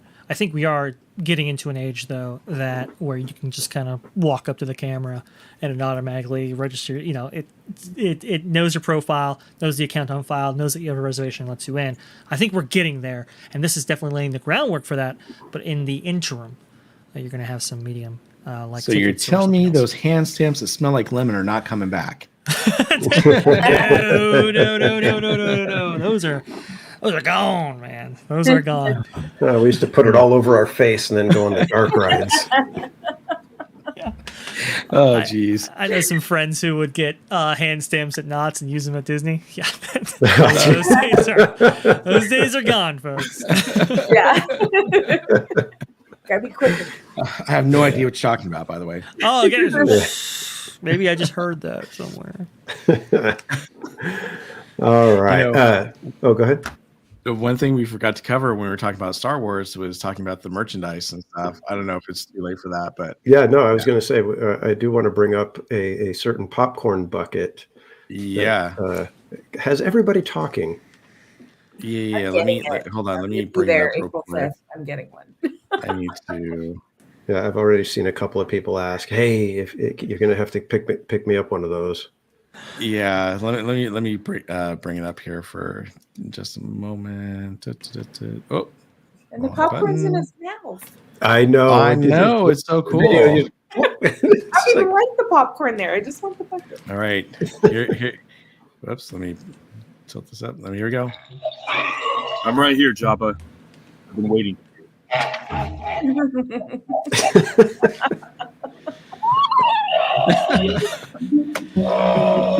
A little Kawakia monkey lizard with it. Oh, That's cool. That's hilarious. No, I love it. I'm right here. I'm right here, Jabba. I've been waiting for you. That was just hilarious. I love that. Look at that. That is so cool. I mean, almost I don't know if it comes- disgusting, though. Well, it does, right? But Jabba was disgusting. But I mean, who comes up with these things? These are cool popcorn buckets. At least this one's actually like a bucket. You know, I mean, some of Right. them they're just like toys that you kind of, it's got a little pocket, you know, toward the back or something that holds some popcorn. Curious how much Right. it's going to be, though. Yeah. How much have they been? Haven't they usually been right around like $32? Yeah, but I mean, this one makes sounds like it's a little more intricate, so I don't know. Yeah, it'll probably be Yeah. like 35, 36, you think? Yeah, maybe between 35 Probably. and 40. I think it's- close that already. I think it's missing the Leia component. I think that's the one. Wow. That's where you put on your bikini, Vash, and there you Ah. go. Now I know how it works. Got it. Hold on one Basically, second. I look I'm sorry. The screen or the thing I was going to show you guys. Give me 1 second here. I got to upload this file. I thought I already had it uploaded. Darn it. Yeah, little salacious crumb. All right. Oh, that's right. Rogue Attraction is saying they have 3 coming out. Have you guys seen here? Stormtrooper helmet? Yeah, Here the it is. Stormtrooper helmet and then the Falcon, right? Yeah. Yeah. there So it there's is. a Stormtrooper helmet. It's the middle top, and it's upside down. And then you've got the Falcon right below that. Now the Falcon is not new. They've had the Falcon before. They've had the in Falcon past. Did they change the color? Why does it look different? I think it's the lighting on there. Okay, yeah, 'cause that one's been around then. In fact, let me just do this so we can blow this up a little bit more. Is it round dish Falcon, or is it No, new trilogy Falcon? new trilogy. It's Ah, well, no, rectangle- this rectangle one. di- new it's trilogy rectangle dish. Stormtrooper Yeah. helmet. Yeah, I think this is the new one with the rectangle on it. Mhm. Yeah. So, and then of course you've got looks like a Grogu Sipper. Yep. You've got the Stormtrooper, or actually it's the Clone Wars. It looks like Cup. You've got No, those are Rancor teeth. no up above. Next to Up in the corner. Stormtrooper. Yeah. Yeah. Now I will tell you, if you saw my stream last week, me and Wink's Wild Ride, we actually went to the cantina, and I was interested in the Rancor teeth only because when I first went there, it's something I always wanted to buy and I didn't. And the bartender actually brought them up so we could look at them. And let me tell you, they're not what they used to be. Originally, they were made of wood and they had metal around them. Now it's a simulated metal. It's basically just what is that? It's what the tiki ones are made out of. What is that? Like a The resin. I'm trying to think. Yeah, it's kind of like a resin, kind of like, and it's just the teeth. I don't know. They look really cheesy now. They just don't look as cool. And by the way, those teeth, $87 or something like that if you want them. Whoa. Now they come with alcohol in them, but still. And of course, you got the star Darth Vader. I'm not sure what the glowing cube is. The ice cube. It's probably a Death Star. Is it Death Star? It doesn't. It's hard to tell. Yeah. And then the last one, I'm not sure what that's supposed to be either. The one that's kind of blue and purple there. But Yeah, isn't that a take on the some of the drink sippers that they've had before? I think have come in that shape. Maybe It's gonna be reused. Yeah, I think it's kind of like just like the weird stuff that they had in the cantina kind of thing where the drinks are stored. Right. And this picture came from Disney Hype Beast 80. So thanks to him for posting on Instagram. But yeah, so that's some of the stuff that they're having for Star Wars night, as well as, may the 4th be with you. And then Rogue Attraction says we're supposed to be getting Halcyon drinks. Yeah, so we're supposed to be getting 2 drinks from the Halcyon Star Wars bar at the Hyperspace Lounge, if I'm not mistaken. From there, or I'm sorry, the Halcyon Galactic Star Cruiser. Sorry, I was thinking the Wish. It's a lot of Star Wars things all over the place. Oh, he's saying that's the second variant slipper. Hey, from Jabba's Palace. So. Gotcha. Okay. Yep. Very cool. Thanks, Rogue Attraction. Alan said if they would have used the Leia chain on the popcorn bucket, so you might not be able to use Leia, right? But the chain. The chain. Right Oh, jeez. Yes. Wow. Maybe you squeeze it around his There it neck and is. his tongue pops The out. chain would have been a nice strap. Wow. Okay. Alan went there. Yep. It's great. Very cool. Should we talk about Tiana's Bayou Adventure being tested? Yes, I think we should. All right, let me bring this up. This is up on Twitter right now, and let me share that screen. Give me 1 second.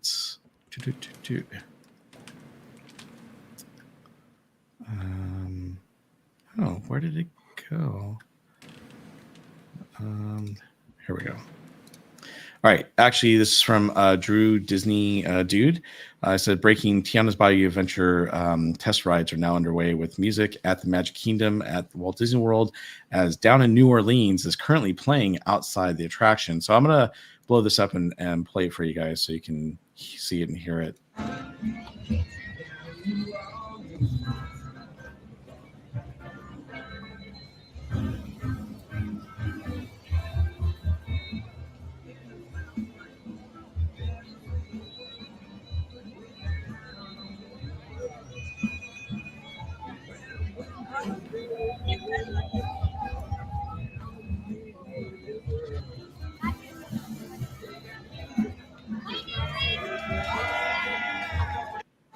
Okay, so that's pretty much the video right there. Right. I want to show some things though from this video. I did some clips, so let me stop sharing that and come back over here. So, whoops. Huh. Okay, why is this not changing? Give me just a second, everyone. Sorry about that. No problem. You're all good. Let me remove that. Huh. For some, okay. Let me just push slides here. So this is the actual, picture, full vision of what we're seeing here. So there's a few things that I've noticed, obviously, in this picture. But what I wanted to show you was that, let me see here. So this is one of the first things I noticed. So they have a knife that's cutting up a bunch of vegetables on the side, and this is going up the first lift. So you can see it's right here in this section right here. But to me, I don't know. I know they're still working on the ride, but it almost seems like that area is finished and that's what we're leaving there. It kind of looks cheesy. I don't know about you guys. What do you think? That Yeah. was God, I hope that's not what they're putting there. yeah. Well, apparently that's what it looks like. I mean, hey, look, anything can change, right? But right now, that's what it looks like, and I'm like, really? They would have that? Why would they have that there? That makes no sense. Why they would have a knife cutting up vegetables, in Yeah, this section. I don't know. Jonas and I were looking at this when we first got the overview. We really keyed in on this point right here because I guess there is like a railing that was there when the ride first debuted back in 1990, and that was used for, I think, cast member access. And then sometime, I think like 15 years later or so, they added like a wooden fence to the area. Kind of looked unsightly. It looks like they brought that down, and they're replacing with this kind of, I don't know. It looks to me like it's like a, you know, the type of material. It's like a vinyl almost that they put on the exterior of buildings that they're refurbishing at Disneyland Yeah, Resort, the scrim, right? with the scrim. Well, Scrim, right? that's Yeah, it kind of looks exactly like what it that looks like. material, kind of stretched out there. It doesn't look good. It looks a little bit unsightly. It doesn't necessarily go along with the exterior. Well, that's what I'm saying. It's like if you look just above it, it's like you could see all the scaffolding and everything. I can't imagine that that's finished. No, I mean, the scaffolding maybe gets just removed, but sure. Well, and I think there's a few things that still need to be finished. Obviously, I'm not trying to rip the ride. I'm just saying I've noticed some of these things and they're kind of bothering me. And this was one of them. Like, what is up with that? I mean, I clued that was the first thing I clued into. One of the other things I clued into is this right here. You got speakers showing. Why are your speakers showing? This should be covered up. Now, granted, I'm going to show you another screen of what the it's supposed to look like as of D23 in 2022, and it does have this area covered up. And look, it's not open yet. There's still a lot of possibility they could cover this up or this area, but those are the speakers that but the scaffolding's down here, not up there. So I'm kind of like, what's going on here? The other thing that I also noticed, you got the frogs here. Now, it was an overcast, cloudy day when this video was taken today over in Florida, but the frogs do look green. They look kind of faded, and they're looking towards the logs. Okay, it's kind of cool, but I thought they could have a little more color to them. The other thing is, and you'll notice this, that there's no water coming down the main chute. So, and we can go back and look at the video again, but there's no water coming down. I'm sure maybe that's something they'll add later. Yeah, that's got to be just they don't have it turned on right now. Right, I think so too. Now, the one thing is, I've noticed that at Disneyland they're adding all this top foliage up here that you can see, and I think what they're doing, it looks really good at Disneyland, the way they're doing it. But then I looked at this, I'm like, that doesn't look so colorful, and it doesn't look great. Now, again, these are just pictures, and it was an overcast day and whatnot, so not the greatest. But I was expecting more, and weren't there more bottles or something hanging from here? I don't see those bottles hanging from the top like they were showing before. Maybe it's just can't see them. You could see them on the model that was revealed at D23 Expo 2022. And I've seen pictures, and you can see them in there. It's probably just a shot that's just not catching it, because I have seen photos, and you can see some bottles hanging. Maybe at nighttime, right? Those illuminate a little bit better. Yeah, I think it just depends on which direction the sun's coming in, because if you catch it in the morning, the sun's going to be shining right into that area. Yeah, and then this is the actual picture from D23. This is the concept art that they finally showed. Now, this is nothing like what they showed before with the boat up in the tree and all that stuff. That was all gone. But you can see here that in this photo, there's not as many big trees, but it's like they got lily pads of flowers right here. There's no lily pads of flowers. In fact, here it is. You can see it's just kind of, I don't know. There's not a lot of color. It's not real. It's kind of, again, it's an overcast, cloudy day, and there's not a lot of tons of color, but there's a little more greenage and flowers and lily pads here. The other thing I've noticed too, and this is unlike our Tiana's Bayou Adventure. Our Tiana's Bayou Adventure is set in New Orleans, right? That's where it's set. Well, here in Walt Disney World, it's set in Frontierland. So in Frontierland, maybe that's why they wanted to keep, some of the brown, rockage or brown rock work to kind of make it seem like it's in Frontierland. But something that someone said in the comments for this Twitter post is that this is supposed to be Frontierland, yet we're hearing Down in New Orleans as a song being played on the outside of the ride. That's kind of weird, And if you listen really closely, you can hear Frontierland music, interacting with Down in New Orleans. It doesn't necessarily sound all that well. Yeah, all that harmonious, let's say. Yeah, plus you have more swamp trees here than you have in this concept art, which is fine by me because it's supposed to be a swampy area. Sure. I know it just doesn't look like, to me, when you came to Splash Mountain was iconic. It had the tree on the top. It had colorful greenage and dirt rock work all over the place. Yeah, the Briar Patch. I mean, you had iconic symbols that you could recognize immediately and go, that's Splash Mountain. You look at this and you're like, what is this mountain? What is this? I don't get it. Even here, I know that the water tower is blocked by this tree, but you can't really see the water tower in this angle. And it's kind of like, what is this ride? I mean, we all know what it is, but just that's what I noticed. This is the dead on shot. This is the photo op. Yeah. Right. And you can't see the tower. Right. Who thought of this? Who one? did that? Yeah. I mean, I could forgive all the other stuff because it's okay. It's not done. Let them finish. Let them put the touches. Maybe they're waiting because sure. Yeah, why put things out months before in the Florida sun? It's going to end up dimming some of the colors. Dulling them out. But like I said, this is the shot. Well, and you can't see the water tower. You can't read the water tower from this angle. I don't understand that. I meant to show this from Paul. He says, I've noticed that the use of art on the ride, like on the front of the entrance of the building, doesn't look consistent to Disney overall theme detailing. Yeah, and there's a reason for that. They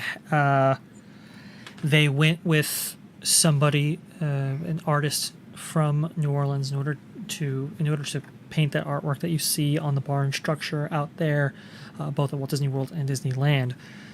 It's a mixture of themes and elements that I don't think are necessarily cohesive, and some things that are not necessarily thought out all that well. For example, one of the reasons why the trees and the water tower is the size that they are is so that the mountain looks smaller than it previously did. So there was a forced perspective applied to Splash Mountain to make it look as tall as possible. Here, Imagineers are trying to necessarily do the opposite because, as part of the storyline for this attraction, they're going with this kind of salt dome idea, right? And these large structures, like these large mountains, like what you see before you, don't necessarily exist in New Orleans and Louisiana. However, they want to be consistent with that storytelling. They want to be authentic to that theme that they're going for. It's just not all working all that well. That's because a salt mine is underground, not above ground. That's true. I say that out loud. That's true. Yeah. Real quick, so this was the concept art again. So here's some of the details, and Vash had sent me these photos, so thank you, Vash. But you see, like, there's, you got the fanfare here on the tower, which, looks really cool. And then over here, you got all the flowers and the lilies, like we were talking about. So these are details that would be great, additions to the ride. But I think we're way beyond them adding that. They've already got water filled in, and they're already doing their thing. They're not going to go back and take the water out and put these flowers and lilies in. So it feels to me like they've really missed out on this. And, again, this is what it's supposed to. I don't know. Personally, I think they would do that because you'd want to get Really? it tested and get things run through before you have everything put together. Because if you have to, if it's like, oh my God, we've got to do that, you're now destroying some of the work that you put into it. That's a fair You know point. what I mean? So it could be that they are waiting for those finishing touches before letting the ride test, make sure everything is working the way we need it to mechanically, so that we don't, put in all our work and then test it. And oh my God, something that we sprung a leak somewhere and now we got to drain it. And we just destroyed, a few $1,000s worth of flowers that we had installed. So it could be that they are waiting on that. That's why, and you can see in the concept art that there was, all the foliage covering those speakers. And to me, there is no way that is done. Where the speakers are, there is no way that's done. The part with the scrim that's painted, I don't understand that, because if that's just for testing purposes, why would you paint the scrim? Right. That's a done deal, I think. That's the one that has me, scratching my head. I don't understand what that's there for, because it's a very odd piece of artwork for that spot. Yeah. Yeah. Exactly. It's so weird. It just doesn't. It's very odd. It's not even consistent with the art outside. You could have made it consistent with the art. I mean, to me, that's starting to get into like almost a surreal, dreamlike experience of this ride. And I don't know if that's what they're going for, because at that point, it's like, why is there this floating knife? Why are these vegetables just kind of floating here? What's going on? At that point, then it's like, are we in a dream sequence kind of thing? So yeah, we'll have to wait and see. But that, like I said, it's got me scratching my head about that one. Cordy, what's your 2 cents? Well, I agree with Casual. I think, I don't know, I just envision them doing some sort of like, maybe it's all put together and they, they can place those things in afterwards, but that makes complete sense. It doesn't look finished. So, but that also makes sense, right? Everything's going to start happening, closer to when it opens. And I'm just curious about that one piece you guys are talking about, that I don't know if maybe that's there to hide something behind it, that they're like, okay, we just don't want this to be seen. Yeah, you can see everything above it, but who knows? So maybe it's just. Well, it does look like, and if we go back to it here, sorry, it looks like there's supposed to be, you see right there, it's a the water wheel, or what do they call them? Yeah, so the water maybe, wheel. And there's a railing there where cast members can access that side of it. That is obstructing. Previously, it was like a wooden fence before, which was unsightly but not necessarily distracting. This is, yes, we are obfuscating that railing there, but it's necessarily detracting from the overall experience and theme. It's a very bizarre choice. I'm not sure what they were thinking quite there. I don't know what story we're trying to tell with that one. I know. Well, Paul says, I still think they should have gone with Country Bear Jamboree Mountain instead. It would have been a better fit for Frontierland. Arguments can be made for sure. Yep. Yeah, no kidding. Okay. Well, and then Mitch says maybe it's, and I don't know, Mitch, if you're referencing that particular piece, right? The painted piece or that scrim, but, kind of like a hint from a past, right? Something paying homage to something in the past, but yeah, it's so hard. It could be something, and once we see the final product, it makes sense at least, but like I said, for me, I have no idea why it's there. We might be missing a Disney Parks blog post that explains exactly detail what these things are. And like I said, it could just be that right now we don't understand it, but once we get on the ride, it'll make sense as to why it's there, and we shall see. So I think, we're at the almost 2 hour and 15 minutes, but we do want to tease you with one last little thing that'll just have you wondering, what the heck is Disney doing with this one as well? I believe it was Mondo from Five Fires had a post today from Avengers Campus. Yep. Let me bring it up real quick. If you guys haven't seen it, we'll show it to you right now. There we go. And we've got some random fences that have gone up over back near where the what is it, the Avenger Campus store? What is that store called? It's Avengers. What the heck is it called? Outfitters? No, not Outfitters. It's Avengers Vault. The Avengers Vault. So we've got some curious fencing that went up back there. Who knows what it could be? Could it be that they're prepping things to get ready to make the announcement at D23 about the Avengers e-ticket. long sought after Avengers e-ticket. So with that, we are going to let you guys go for the evening. So ponder that, put it in the comments what you think that might be at Avengers Campus.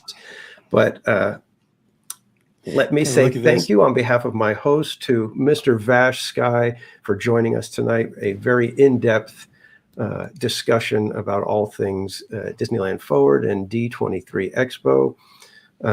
Thank you very much for joining us, Vash. I'm sure we'll have you on again, hopefully very soon.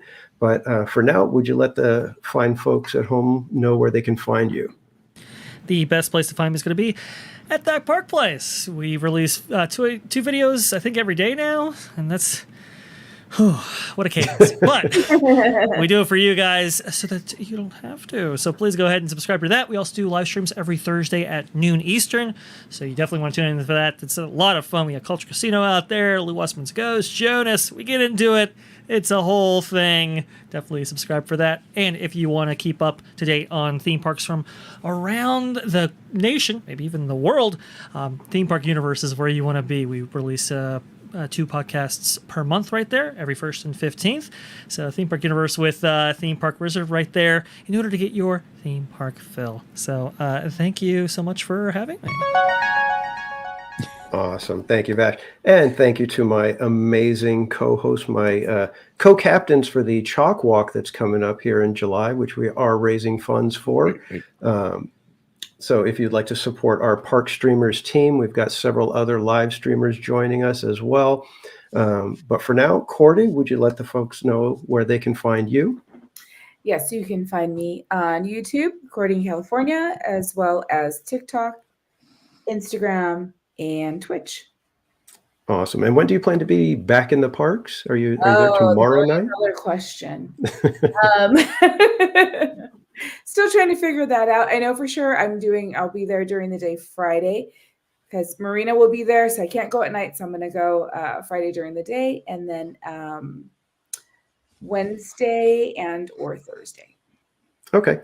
Awesome. And our good friend Bob, Berry Place 28, would you let the folks know where they can find you? Sure. You can find me on Instagram, X, Facebook, Twitter.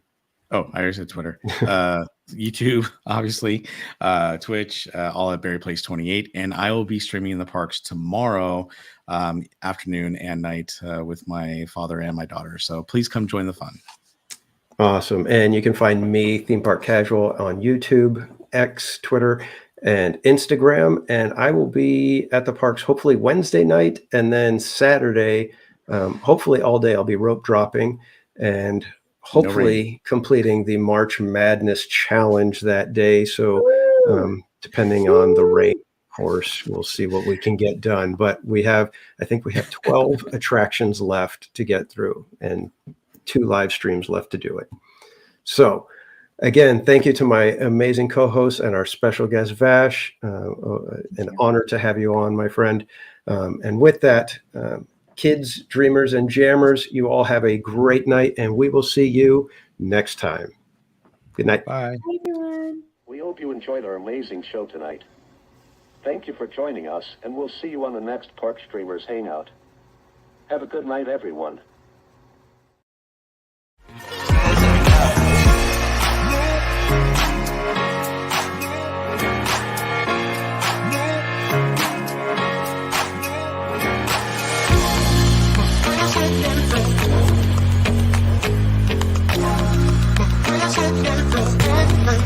Eyes on me.